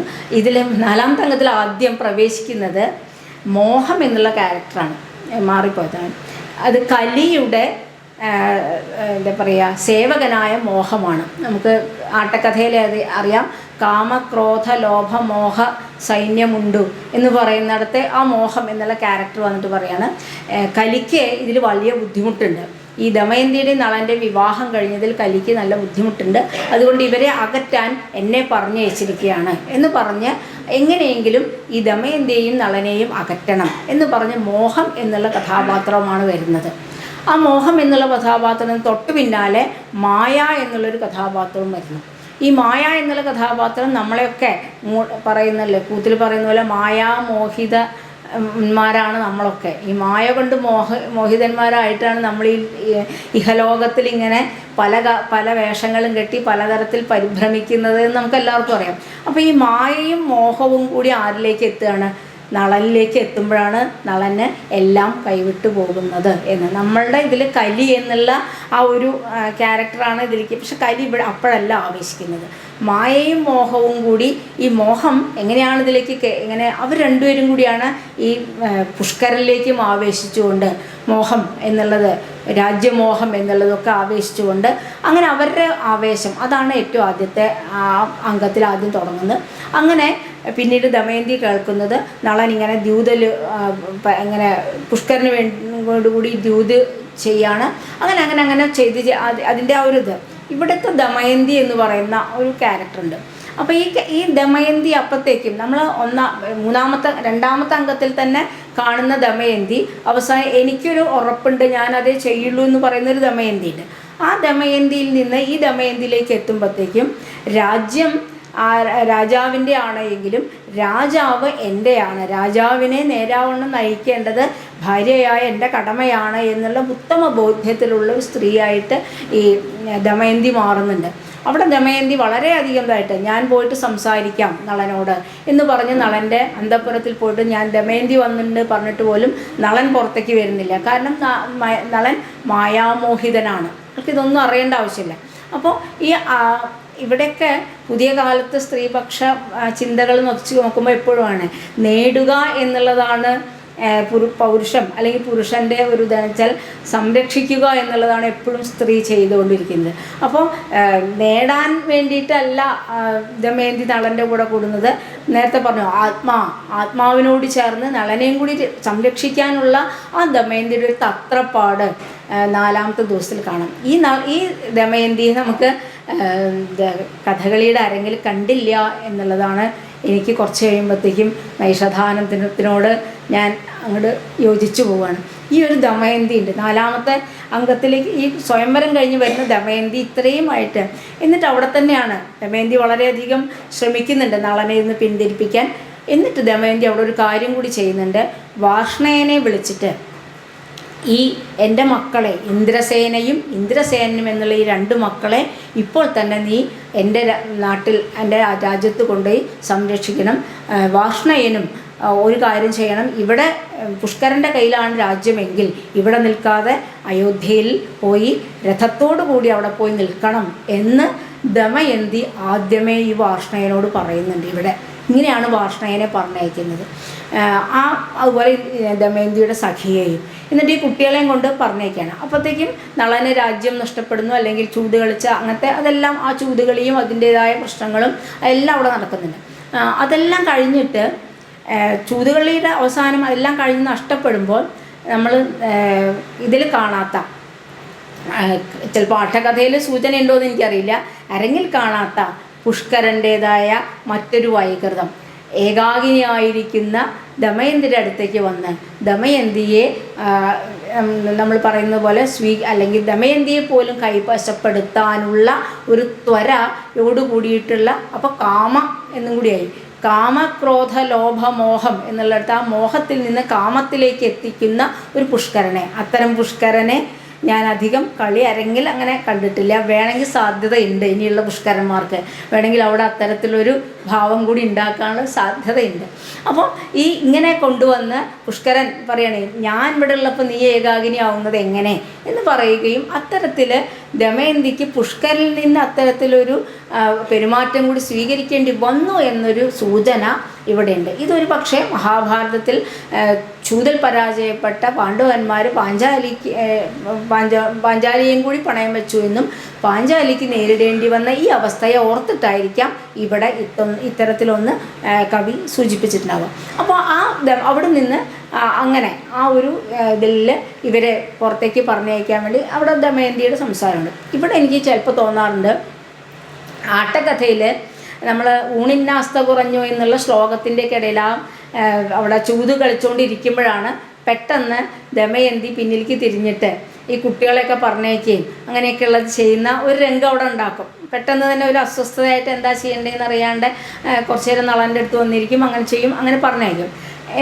വേണമെങ്കിൽ ഏതെങ്കിലും ഒരു അരങ്ങിൽ വേണമെങ്കിൽ ഇങ്ങനെ ഒരു രംഗം മാത്രം പരീക്ഷിക്കാവുന്നതാണ്. കാരണം ദമയന്തിക്ക് ഈ അവസ്ഥ കേട്ടിട്ട് നളൻ ചൂത് കളിക്കുകയാണെന്നുള്ള അവസ്ഥ ഇങ്ങനെ കണ്ട് മനസ്സിലാക്കുന്നതിനപ്പുറത്ത് ദമയന്തി ഇത് കേട്ട് മനസ്സിലാക്കിയിട്ട് എന്ത് ചെയ്യണമെന്നറിയാത്ത വിഹ്വലമായ, അല്ലെങ്കിൽ അവിടെയുള്ള ദമയന്തിയും ആ ദമയന്തി വാർഷ്ണേയനെയും ഇവരെയൊക്കെ ഇങ്ങനെ പറഞ്ഞയക്കുന്നതുമായൊരു രംഗം ഞാൻ ഇങ്ങനെ മനസ്സ് സങ്കല്പിച്ചപ്പോൾ ദമയന്തി ഇപ്പോൾ എത്ര ശക്തയായ ദമയന്തി ആയാലും സ്റ്റേജിൽ ഈ മുമ്പിലിരിക്കുന്ന ആൾക്കാരുടെ പിന്നിൽ നിന്ന് അവർ എത്ര കാണിക്കുമ്പോഴും അതിലുള്ളതിനേക്കാൾ ഒരു ഭംഗി ഒരു പക്ഷം ഉണ്ടാവാം. ഇത് കേൾക്കുന്ന ഏതെങ്കിലും ദമയന്തിമാർക്ക് വേണമെങ്കിൽ അത്തരത്തിലൊരു രംഗം അവരുടെ സ്വാതന്ത്ര്യം അനുസരിച്ച് ക്രിയേറ്റ് ചെയ്യാവുന്നതാണ്. വളരെ ശക്തയായ ദമയന്തിയെ കൊണ്ടുവരാൻ അവിടെ കഴിയും എന്നുള്ളതാണ്. ആ ദമയന്തിക്ക് തന്നെ അവിടെ വച്ചിട്ട് തന്നെ പുഷ്കരൻ ഇങ്ങനെ അപമാനിക്കാൻ ശ്രമിച്ചതിൻ്റെ ആ ഒരു ഇതും കൂടി ചേർത്ത്, അല്ലെങ്കിൽ ആ ഒരു അസഹ്യതയും കൂടി ചേർത്തുകൊണ്ട് നളനെ അവിടുന്ന് രംഗത്തിൽ നിന്ന് ആ വേർപാടിൻ്റെ അല്ലെങ്കിൽ ആ കാട്ടിലേക്ക് പോകുന്ന നളനെ അവിടുന്ന് കൊണ്ടുപോകാനും കഴിയും. അപ്പോൾ അത്തരത്തിൽ ഒരു രംഗം അവിടെ ദമയന്തിയുടെ ഭാഗത്ത് ഈ നൈഷധാനന്ദത്തിൽ വളരെ ഭംഗിയായിട്ട് ദമയന്തിയെ ഒരു ഹൈലൈറ്റ് ചെയ്യുന്നൊരു ഭാഗം അവിടെ ഉണ്ട് എന്നുള്ളതാണ്. അങ്ങനെ കാട്ടിലേക്ക് പോകുന്ന വരെയുള്ള ഒരു ഭാഗം ആണ് ഈ 4ാമത്തെ അംഗത്തിലുള്ളത്. 5ാമത്തെ അംഗം അതാണ് ഇന്നിവിടെ അവതരിപ്പിക്കുന്നത്. 5ാമത്തെ അംഗത്തിൽ വാർഷ്ണേയനാണ് വരുന്നത്. വാർഷ്ണേയൻ വന്നിട്ട് ഇങ്ങോട്ട് വരുമ്പോൾ തന്നെ ഇവിടെ അസ്വസ്ഥതയാണ്, നാട്ടിലൊരു അസ്വസ്ഥത, മൊത്തം വാർഷ്ണേയൻ്റെ കുതിരകൾക്കും അസ്വസ്ഥത. ഈ അസ്വസ്ഥതയുടെ ഇടയിൽ വാർഷ്ണേയൻ പറയണം, ഓ എന്തായാലും രാജ്യം പുഷ്കരൻ കൊണ്ടുപോയിട്ടുണ്ടാവാം, ഞാനിനി ഇവിടെ നിൽക്കുന്നതിൽ അർത്ഥമില്ല, ഞാൻ അയോധ്യാധിപതിയായ ഋതുപർണൻ്റെ അടുത്തേക്ക് തന്നെ പോവുകയാണ്, അങ്ങോട്ട് പോവാം എന്ന് പറഞ്ഞ് വാർഷ്ണേയൻ പോകുന്നു. നളനും ദമയന്തിയും കൂടി നാട്ടിൽ നിന്ന് പുറത്തേക്കാക്കിയ നളനും ദമയന്തിയും കൂടി വരുമ്പോൾ അതിന് തൊട്ട് മുമ്പ് 2 ചണ്ടാളന്മാർ അവിടെ ഉണ്ട്. ഈ ചണ്ടാളന്മാരെന്ന് വെച്ചാൽ നാട്ടിൽ നിന്ന് പോകുമ്പോൾ കയ്യുട്ടി പുറത്താക്കുക എന്നൊരു സമ്പ്രദായമുണ്ട്. അപ്പോൾ അങ്ങനെ പല സ്ഥലത്തും പോയിട്ട് ഇവരെ പുറത്തേക്കാക്കി എന്ന് അറിയിക്കണം. അതിന് ആ ചണ്ടാളന്മാർക്കാണ് അതിനുള്ള യോഗ്യത, അവരെയാണ് അധികാരികൾ. അപ്പോൾ 2 ചണ്ടാളന്മാരവിടെ വന്നിട്ട് ഇവരെന്താ വരാത്തെ, ഈ കാടിൻ്റെ ഉള്ളിലേക്ക് എത്തിയാലേ ഇവരെ പുറത്തേക്ക് ഉണ്ടാക്കാൻ പറ്റുള്ളൂ എന്ന് സംശയിച്ചുകൊണ്ടിരിക്കുമ്പോൾ അവിടെയൊക്കെ ഒരു ചണ്ടാളൻ പറയുന്നത്, ഈ നളൻ എന്ന് പറയുന്നത് ഒരു വളരെ ചീത്ത മനുഷ്യനാകുമ്പോൾ മറ്റേ ചണ്ടാളൻ വേണ്ടി എന്തിനാ പറയണ അങ്ങനെ, ഇന്ന് ഇയാൾക്ക് കാണിച്ചാൽ നാളെ വേറൊരാൾക്കാവും ഈ ചീത്തത്വം, അതുകൊണ്ട് അങ്ങനെയൊന്നും ഒരാളെ പറയണ്ട എന്ന് പറഞ്ഞുകൊണ്ട്. പക്ഷെ പിന്നെ ഈ ദമയന്തി നളനും കൂടി അങ്ങോട്ട് വരികയും ഇവരെ ഈ ചണ്ടാളന്മാരെ ഒരു ആചാരത്തിൻ്റെ എന്നുവെച്ചാൽ ഭാഗം എന്നുള്ള നിലയിൽ പല സ്ഥലത്തും ചെണ്ട ഇങ്ങനെ കൊട്ടിക്കൊണ്ട് അറിയിച്ചുകൊണ്ട് ഇവരെ കാട്ടിൻ്റെ ഉള്ളിലേക്ക് ആക്കുക. വെച്ചാൽ നഗരത്തിൻ്റെ ഉപവനത്തിൽ നിന്ന് ഉള്ളിലേക്കുള്ള വനത്തിലേക്ക് അവിടേക്ക് ഓടിക്കുകയും ചെയ്യുന്നു. അവിടുന്ന് അങ്ങോട്ടുള്ള അന്ന് അഭിനയിക്കുന്നതുണ്ടാവും എന്നുള്ളതുകൊണ്ട് ഞാൻ ആ ഭാഗം ഇനി വിശദീകരിച്ച് പല അതിൻ്റെ കഥയും ചിലപ്പോൾ പറയുന്നുണ്ടാവും. ഈ അംഗത്തിനാണ് അനലഗർഭാംഗം എന്നുള്ള, അതെ, അതിന് ഇതിൻ്റെ എല്ലാ അംഗത്തിനും ഓരോ പേരുണ്ട് കേട്ടോ. ഇതിൽ അനലഗർഭാംഗം എന്ന് പറയാൻ കാരണം ഇതിലൊരു തീയുണ്ട്. ഈ തീയ് അത് കാട്ടുതീയാണോ അതോ കാർക്കോടകൻ്റെ മേൽ വിഷയം കൊണ്ടുണ്ടായ തീയാണോ നളൻ്റെ ഉള്ളിലുണ്ടായ തീയാണോ ഏത് തീയാണ് എന്നുള്ളത്, അതോ ഇതൊക്കെ കാണുന്ന സഹൃദയൻ്റെ ഉള്ളിലുണ്ടാവുന്നൊരു തീയുണ്ട്, ഈ തീയാണോ അനലഗർഭാംഗം എന്നുള്ളത്. ഇത് ഗർഭസന്ധിയിലേക്ക് വരുന്ന ഒരു അംഗം കൂടിയാണ് ഇതിൽ. അപ്പോൾ ഈ ഭാഗത്ത് വളരെ വിശദമായിട്ട് ഈ ഭാഗം വായിക്കുമ്പോൾ മുഴുവൻ നമുക്ക് മനസ്സിലാവുന്നത് വേർപാടിൻ്റെ സമയത്ത് മനോധർമ്മമായിട്ട് കഥകളിയിൽ ആടുന്നത് മുഴുവൻ ഇവിടെ ശ്ലോകങ്ങളായിട്ടുണ്ട്. അവിടെ നമ്മളിങ്ങനെ കണ്ടുകൊണ്ടിരിക്കുന്നത് മുഴുവൻ ഇവിടെ ഇങ്ങനെ ശ്ലോകങ്ങൾ പറഞ്ഞുകൊണ്ട് ഇങ്ങനെ പോവുകയാണ്. അവിടെ പദങ്ങളില്ലാത്ത ഒരുപാട് ആട്ടങ്ങൾ അവിടെ ഉണ്ട്, എത്രയോ നേരം. കൃഷ്ണനായരാശാൻ്റെ ആ ഭാഗത്തുള്ള ആട്ട പ്രകാരം എഴുതി ആ പുസ്തകം വായിച്ചാൽ അവിടെ ഇങ്ങനെ എത്രയോ പേജ് കണക്കിന് ഒരു പദമില്ലാതെ ആട്ടപ്രകാരം എഴുതിയിട്ടുണ്ട്. അവിടെ കാണിക്കുന്ന കാര്യങ്ങൾക്ക് മുഴുവൻ ശ്ലോകങ്ങളായിട്ടാണ് ഈ നൈഷധാനന്ദത്തിൽ ഇങ്ങനെ പോകുന്നത്. അതിൽ ഏറ്റവും വലിയ നളൻ ഇടയ്ക്കിടയ്ക്ക് വിഷമിക്കുന്നത് ദമയന്തിക്ക് ഇതൊക്കെ പറ്റില്ലെന്ന്. പക്ഷെ ദമയന്തി വിഷമിക്കുന്നത് നളനിങ്ങനെ രാജ്യം നഷ്ടപ്പെട്ടാൽ ആ നളനെ എങ്ങനെ പിടിച്ചു നിർത്താമെന്നുള്ള ആത്മധൈര്യം കൊടുക്കുകയാണ് ദമയന്തി. ഒരു സ്ഥലത്തും ദമയന്തി കരയില്ല, എനിക്ക് വയ്യ എന്നല്ല പറയുന്നത്. അങ്ങനെ പോകുന്ന സമയത്ത് അവർക്ക് വെള്ളത്തിൻ്റെ ഒരു വിഷയം വരുന്നുണ്ട്. അപ്പോൾ അവിടെ ഒരു തടാകം കണ്ടിട്ട് അപ്പോൾ അവിടെ തടാകത്തിൽ വെള്ളമില്ല.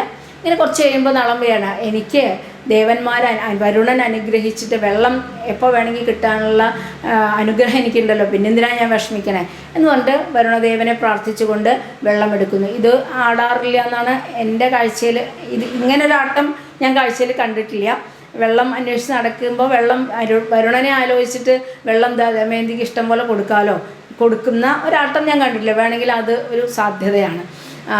വരുണയെ ആലോചിച്ചുകൊണ്ട് വെള്ളം കൊണ്ടു കൊടുക്കുന്നു. അത് മാത്രമല്ല വസ്ത്രത്തിൽ വെള്ളം നനച്ചുകൊണ്ട് ഈ ഇവരുടെ ശരീരം തുടച്ചു കൊടുക്കുകയും വീശുകയും അങ്ങനെ ഉപചാരങ്ങൾ അവൾ വളരെ അധികം ഭംഗിയായിട്ട് ദമയന്തി നളനും തമ്മിലുള്ള സൗഹൃദം, അവരുടെ പാരസ്പര്യം, അവരുടെ ആത്മബന്ധം ഇതിങ്ങനെ വരുന്ന ശ്ലോകങ്ങൾ ഇങ്ങനെ പറയും. ഇത് കണ്ട് കലി വരികയാണ്. അവിടെയാണ് കലിയുടെ പ്രവേശം. ഈ നാടകത്തിൽ കലി വന്നിട്ട് പറയുകയാണ്, ഞാൻ ഇവരെ രണ്ടുപേരും പിരിക്കാൻ വേണ്ടിയിട്ടാണ് ഇതെല്ലാം ചെയ്തത്, എന്നിട്ടും ഈ അവസ്ഥയിലും ഇവർ ഏറ്റവും അധികം ഒരുമിച്ച് പോവുകയാണ്. എന്നിട്ട് കലി അവിടെ വളരെ ഇത് പറയണ്ടേ, ഇവരുടെ ഒരു വസനം, ഇതുകൊണ്ട് ഇവരെന്തൊക്കെയാണ് ചെയ്യുന്നത്? ഇവരിയ്ക്കുന്നു, കിടക്കുന്നു, തലയിൽ തുവർത്തായിട്ട് ഉപയോഗിക്കുന്നു, കുടയായിട്ട് ഉപയോഗിക്കുന്നു, അതൊക്കെ പ്രേമത്തിനുള്ള വസ്തുവായിട്ട് വരെ വെള്ളം കൊണ്ടുവരാനുള്ള വസ്തുവായിട്ട്, ഇങ്ങനെ എല്ലാം ഇവർ ഈ ഒറ്റ മുണ്ടുകൊണ്ടാണ് ചെയ്യുന്നത്. ഈ മുണ്ടങ്ങോട്ട് ഇല്ലാണ്ടാക്കണം, എന്താ ചെയ്യണ്ടേ എന്നാണ് അവിടുത്തെ ഒരാട്ടം, അവിടുത്തെ ഒരു ചോദ്യം. അപ്പോൾ ഈ മുണ്ട് എങ്ങനെയാണ്? അപ്പോഴാണ് ഇയാളുടെ ഉള്ളിൽ മോഹം വരുന്നത്. അപ്പോഴാണ് കലി നോക്കുമ്പോൾ പറയണത്, അതാ പോകുന്ന 2 പക്ഷികൾ, ഇവരെൻ്റെ അക്ഷങ്ങൾ തന്നെയാണ്, ഇവരെൻ്റെ ചൂതുകൾ തന്നെയാണ്. അപ്പോൾ അവരോട് പറയും, എങ്ങനെയെങ്കിലും ആ മുണ്ട് അത് ഭയങ്കരമായിട്ട് നമ്മളിപ്പോഴത്തെ ഭാഷയിൽ കാണിച്ച ഒരു റൊമാൻസ് ഉണ്ടാക്കുകയാണ് മുണ്ട്. അതെങ്ങനെയെങ്കിലും തട്ടിയെടുക്കണം എന്ന് പറഞ്ഞുകൊണ്ട് ആ പക്ഷികളെ പറഞ്ഞേക്കണം. അപ്പം നളൻ മോഹിതനാണ്. ദമയന്തി പറയുന്നത് വേണ്ട, പക്ഷികളെ പിടിക്കരുത്, അത് കുഴപ്പമൊന്നുമില്ല, 7 ദിവസമൊക്കെ കഴിഞ്ഞ് അങ്ങനത്തെ നായാട്ടൊക്കെ നടത്താം വേണമെങ്കിൽ എന്ന് പറഞ്ഞുകൊണ്ട് പിടിക്കാൻ വേണ്ടി പോകുന്നു. ആ പിടിക്കാൻ വേണ്ടി വസ്ത്രം വന്നു. വസ്ത്രം പക്ഷികൾ കൊണ്ടുപോയി എന്ന് പറയുന്ന അതേപോലെ തന്നെ വസ്ത്രം പക്ഷികൾ കൊണ്ടുപോകും. അവിടെ നമ്മുടെ വിഫലം ദേ വൈരസേന എന്നുള്ള പദത്തിൽ അതേപോലെ പറയണേ, വിമല ഹൃദയ വിഹകങ്ങളല്ല ഞങ്ങൾ, വെറുതെ ഞങ്ങളെ കൊല്ലുവാൻ തവ തരമില്ല എന്ന് പറയുന്ന ചൂതുകളത്രേ എന്ന് പറയുന്ന അതേപോലെ തന്നെ അക്ഷങ്ങളാണ് ഞങ്ങൾ നിന്നെ വേണം വിചാരിച്ചിട്ട് കബളിപ്പിച്ചത് കൊണ്ടുപോവാണ് എന്ന് പറഞ്ഞിട്ടാണ് ആ വസ്ത്രം അവർ കൊണ്ടുപോകുന്നത്. വീണ്ടും നളന് ആകെ ഒരു വസ്ത്രം ഉണ്ടായിരുന്നു, ആ വസ്ത്രവും കൊണ്ടുപോയി. അപ്പം ഞാനിത് പറയുന്നത് ഇവിടെയൊക്കെ ഈ കഥകളി കണ്ടിട്ടുള്ള നമ്മുടെ ഒരു ശീലമാണ് ഇതിങ്ങനെ നമുക്ക് വായിക്കാനുള്ളൊരു ത്വര ഉണ്ടാക്കുന്നത്. അല്ലെങ്കിൽ ഇത് വായിക്കാൻ പറ്റില്ല. ഇതൊക്കെ എങ്ങനെ നടക്കുക, ഇതിങ്ങനെ നമ്മൾ ചിത്രങ്ങളായിട്ട് നമ്മുടെ ഉള്ളിലുണ്ട്, അതിങ്ങനെ വായിച്ചു പോകണം. അങ്ങനെ പോകുന്നു. പിന്നീട് വീണ്ടും ദമയന്തി പറയും ഞാൻ കുറച്ച് വിശ്രമിക്കണം എന്ന് പറഞ്ഞ് ദമയന്തി. അതിൻ്റെ ഇടയിൽ നളൻ പറയുന്നുണ്ട് നീ നിൻ്റെ രാജ്യത്തിലേക്ക് പൊക്കോളൂ. ദമയന്തി പറയുന്നത് അങ്ങില്ലാതെ രാജ്യത്തേക്ക് പോലും, അങ്ങനത്തെയൊക്കെയുള്ള കോൺവെർസേഷൻ. അതിൻ്റെ ഇടയിൽ ഈ ദമയന്തി ഒരു സ്ഥലത്ത് ഉറങ്ങാൻ കിടക്കുകയും നളൻ സ്വാഭാവികമായിട്ട് നളനെ ഉപേക്ഷിച്ച് പോകാൻ ശ്രമിക്കുകയും അങ്ങനെ നളനെ കൊണ്ടുപോവുകയും ദമയന്തിയെ വിട്ട് നളൻ പോവുകയും ചെയ്യുക എന്നുള്ള ഇത് ഞാൻ നോക്കണത് വേറൊന്നുമല്ല. ഉള്ളിൽ 3 നളനാണ് കിടക്കുന്നത്. ഒന്ന് വ്യാസൻ്റെ നളൻ, പിന്നെ ആട്ടക്കഥയുടെ നളൻ, പിന്നെ നൈഷധാനത്തിൻ്റെ നളൻ. അപ്പോൾ ഇത് കഥ പറയുമ്പോൾ മാറിപ്പോകണ്ട എന്ന് വെച്ചിട്ടാണ് ഞാനൊന്ന് കുറിച്ച് കൊണ്ടുവന്നത്. അപ്പോൾ ചിലപ്പോൾ മാറാനുള്ള എല്ലാ സാധ്യതയുള്ളതുകൊണ്ട് അവിടെ കലി അവിടെ പറയുന്നുണ്ട് ഏനം പ്രവിശാമി എന്നാണ്, ഞാൻ ഇനി നളനിലേക്ക് പ്രവേശിക്കട്ടെ എന്ന് അവിടെ പറയുന്നുണ്ട്. അപ്പോൾ നൈഷധാനത്തെ സംബന്ധിച്ച് നമ്മളുടെ കഥ അനുസരിച്ചിട്ട് നളൻ നാട്ടിലുള്ളപ്പോൾ കാല് കഴുകാതിരിക്കുമ്പോഴാണ് കലി പ്രവേശിക്കുന്നതാണ്. പക്ഷേ ഇവിടെ ഈ സമയത്താണ് കലി നളനിലേക്ക് പ്രവേശിക്കുന്നത് എന്നാണ് ഈ നാടകത്തിൻ്റേതായത്. അപ്പോൾ ഇങ്ങനെ ഈ ദമയന്തി അവിടെ ഇട്ടിട്ട് നളൻ പോകുന്ന സമയത്ത് പെട്ടെന്ന് കാട്ടുതീ വരുന്നു. ആ കാട്ടുതീയിൽ പെട്ട് നമുക്കറിയുന്നത് പോലെ കാർക്കോടകൻ എന്നുള്ള നാഗത്തിനെ കാണുന്നു. അപ്പോൾ കാട്ടുതീ വരുമ്പോൾ തന്നെ നളന് പേടിയായി. ഈ കാട്ടുതീ പോയിട്ട് ഇനി ദമയന്തി എന്തെങ്കിലും പ്രശ്നം ഉണ്ടായാലോ എന്ന് വിചാരിച്ചിട്ട് ഉടൻ നളൻ ആലോചിക്കുകയാണ് എനിക്ക് അഗ്നിയുടെ വരമുണ്ടല്ലോ, എന്നിട്ട് പറയണം അഗ്നിയെ പ്രസാദിക്കണേ, ഈ കാട്ടുതീ ഇല്ലാതെ ആക്കണേ എന്ന് പറഞ്ഞു. അപ്പോൾ അഗ്നിയും കൊടുത്തിട്ടുണ്ട്, എപ്പോൾ വേണമെങ്കിൽ പ്രസാദിക്കാം, എപ്പോൾ വേണമെങ്കിൽ ജ്വലിക്കാം എന്നുള്ളത്. അപ്പോൾ അങ്ങനെ അഗ്നിയുടെ പ്രസാദത്താൽ ഈ കാട്ടിലെ കാട്ടുതീയൊക്കെ ഇല്ലാതെയാക്കുന്നു. ആ സമയത്ത് കാർക്കോടകനെ കാണുന്നു. കാർക്കോടകൻ എന്നെ രക്ഷിക്കണമെന്ന് പറയുന്നു. കാർക്കോടകൻ ഒരു ശാപം കൊണ്ടാണ് ഇവിടെ എത്തിയിരിക്കുന്നത്. കാർക്കോടകൻ നളനെ കാണുമ്പോൾ തന്നെ മനസ്സിലാവുന്നു എനിക്കിപ്പോൾ ഇതാ ശാപമോക്ഷം കിട്ടുമെന്ന് പറയുന്നു. ആ കാർക്കോടകൻ നളനെ ആലിംഗനം ചെയ്യുമ്പോൾ കാർക്കോടകൻ നളനെ കടിക്കുകയും ചെയ്യുന്നുണ്ട്. അവിടെ നിർദ്ദേശം എന്താണെന്ന് വെച്ചാൽ വസ്ത്രം കൊണ്ട് മുഖഭാഗം മാത്രം ആവരണം ചെയ്തിട്ട് വേണം കടിക്കാൻ എന്ന് ഡയറക്ഷനാണ്. അപ്പോൾ അത് ഒരു നാടകം സ്റ്റേജിൽ അവതരിപ്പിക്കാൻ ഉദ്ദേശമില്ലാത്ത ഒരാൾ എഴുതിയ നാടകമല്ല എന്നുള്ള, അല്ലെങ്കിൽ അതവിടെ എഴുതിയിട്ടുണ്ട് അങ്ങനെ വേണം കടിക്കാൻ എന്നിട്ട് കടിക്കുകയും അതുപോലെ നമുക്കൊക്കെ അറിയുന്നത് പോലെ തന്നെ താങ്കൾക്ക് ഇവിടെ പറയുന്നുണ്ട്, അതും കൂടി അവിടെയും കൂടി ഒന്നുണ്ട്. ഈ കാർക്കോടകനെ കടിച്ചപ്പോൾ നളൻ്റെ വേഷത്തിലുണ്ടായ മാറ്റം ജരയും പിന്നെ അതുപോലെ ജുഗുപ്സാവഹമായി എന്നുമാണ്. ജരാബാധിതനായി ജുഗുപ്സിതനായി എന്നാണ് വാക്ക്. അപ്പോൾ നമ്മൾ വിചാരിക്കും ഈ നീലനളൻ അല്ലെങ്കിൽ കറുത്ത നളൻ എന്നുള്ളത് നമ്മൾ കൊണ്ടുവരുന്നത് കളർ മാറി എന്നുള്ളത്. അപ്പോഴാണ് മനസ്സിലാക്കുക ഭരതൻ ജുഗുപ്സയ്ക്ക് പറഞ്ഞ നിറം നീലയാണ്. ജുഗുപ്സ എന്നുള്ള സ്ഥായീഭാവം ഉണ്ടാകുമ്പോൾ ബീഭത്സത്തിൻ്റെ നിറം നീല എന്ന് തന്നെയാണ് പറഞ്ഞത്. അതുകൊണ്ടാണ് കഥകളിയിൽ ഇവിടെ ജുഗുപ്സിതനായി എന്നുള്ളതിന് ഈ നീല നിറം സ്വീകരിച്ചിട്ടുണ്ടാവുക. അപ്പോൾ ആ ജുഗുപ്സ അതിലാണ്. അപ്പോൾ ഞാനിത് ക്ലാസ്സിൽ എപ്പോഴും പറയാറുള്ളതാണ്, നീല എന്നുള്ളത് ജുഗുപ്സയുടെ നിറമായതുകൊണ്ടാണ് നമുക്ക് ചില സിനിമകൾക്ക് അത്തരം വിശേഷണം കൊടുത്തുള്ള ചില പേരുകൾ ഉണ്ടാവുന്നത്. കാരണം പ്രണയം എന്നുള്ളത് ഏറ്റവും ഭംഗിയുള്ള പച്ചയാവുമ്പോൾ അതിൽ കാമം എന്നുള്ളത് അല്ലെങ്കിൽ സ്വാർത്ഥത എന്നുള്ളത് കൂടുമ്പോഴാണ് അത് ജുഗുപ്സിതമാകുന്നത്. അപ്പോൾ നിറം നീലയാകും എന്നുള്ളത്. അപ്പോൾ അങ്ങനെയുള്ളൊരു നീലയാണ് ഇവിടെ ഈ നളൻ ഉണ്ടാവുന്നത്. അങ്ങനെ ആ നളൻ ഈ വസ്ത്രം, അതൊക്കെ നമ്മുടെ കഥകളിയിലത്തെ പോലെ തന്നെയാണ്. കഥകളിയിലെ പറഞ്ഞാൽ ആട്ടക്കഥയിലെ പോലെയാണ്. ഇതൊക്കെ മഹാഭാരതത്തിൽ ഇതുപോലെ തന്നെയാണ് ഈ ഭാഗത്ത്. അങ്ങനെ വാങ്ങി നളൻ കാർക്കോടകൻ പോകുന്നു, നളനും പോകുന്നു. അതുവരെയുള്ള കഥയാണ് 5ാമത്തെ അംഗത്തിൽ ഉള്ളത്. ഇന്ന് വളരെ വ്യത്യസ്തമായ, ഇത് ഞാൻ വേഗം പറഞ്ഞത് ഇന്നിവിടെ അവതരിപ്പിക്കുന്നത് കൊണ്ടാണ് വിശദീകരിച്ച് പറയാൻ. ഏറ്റവും അധികം ഈ നള ദമയന്തിമാരുടെ പ്രണയത്തെ പരസ്പരം മനസ്സിലാക്കുന്ന ഏറ്റവും മനോഹരമായ ശ്ലോകങ്ങളും ഏറ്റവും ഭംഗിയുള്ള മാനസിക ആവിഷ്കാരങ്ങളുള്ളൊരു ഭാഗമാണ് ഈ 5ാമത്തെ അംഗം. 6ാമത്തെ അംഗത്തിലാണ് വളരെ വ്യത്യസ്തമായ ഒരു അംഗമാണ് 6ാമത്തെ അംഗം. അതിൻ്റെ ആദ്യം പറയുന്നത് ഈ ഋതുപർണൻ എന്നുള്ള രാജാവിൻ്റെ കൊട്ടാരത്തിലാണ് സംഭവം നടക്കുന്നത്. അവിടുത്തെ ഒരു കഞ്ചുകി വന്നിട്ട് പറയാണ്, ഒരു പുതിയ ട്രൂപ്പ് നാടകം അവതരിപ്പിക്കാൻ വന്നിട്ടുണ്ട്. ആ നാടകം കാണാൻ വേണ്ടിയിട്ട് ബാഹുകനെ അന്വേഷിച്ചിരിക്കുകയാണ് രാജാവ്. വേഗം ബാഹുകനെ കൊണ്ടുപോകാമെന്ന് പറഞ്ഞാൽ ബാഹുകൻ അപ്പോൾ വരുന്നുണ്ട്. അപ്പോൾ ബാഹുകനെ കൊണ്ട് ഈ രാജാവിൻ്റെ അടുത്തേക്ക് ചെല്ലുകയും അവിടെ ഒരു നാടകം നടക്കുകയും ചെയ്യുന്നു. അപ്പോൾ നാടകത്തിൻ്റെ ഉള്ളിലെ നാടകം എന്നുള്ള അന്തർനാടകം എന്നുള്ളൊരു സംഭവം ഇതിലെ 6ാമത്തെ അംഗത്തിലുണ്ട്.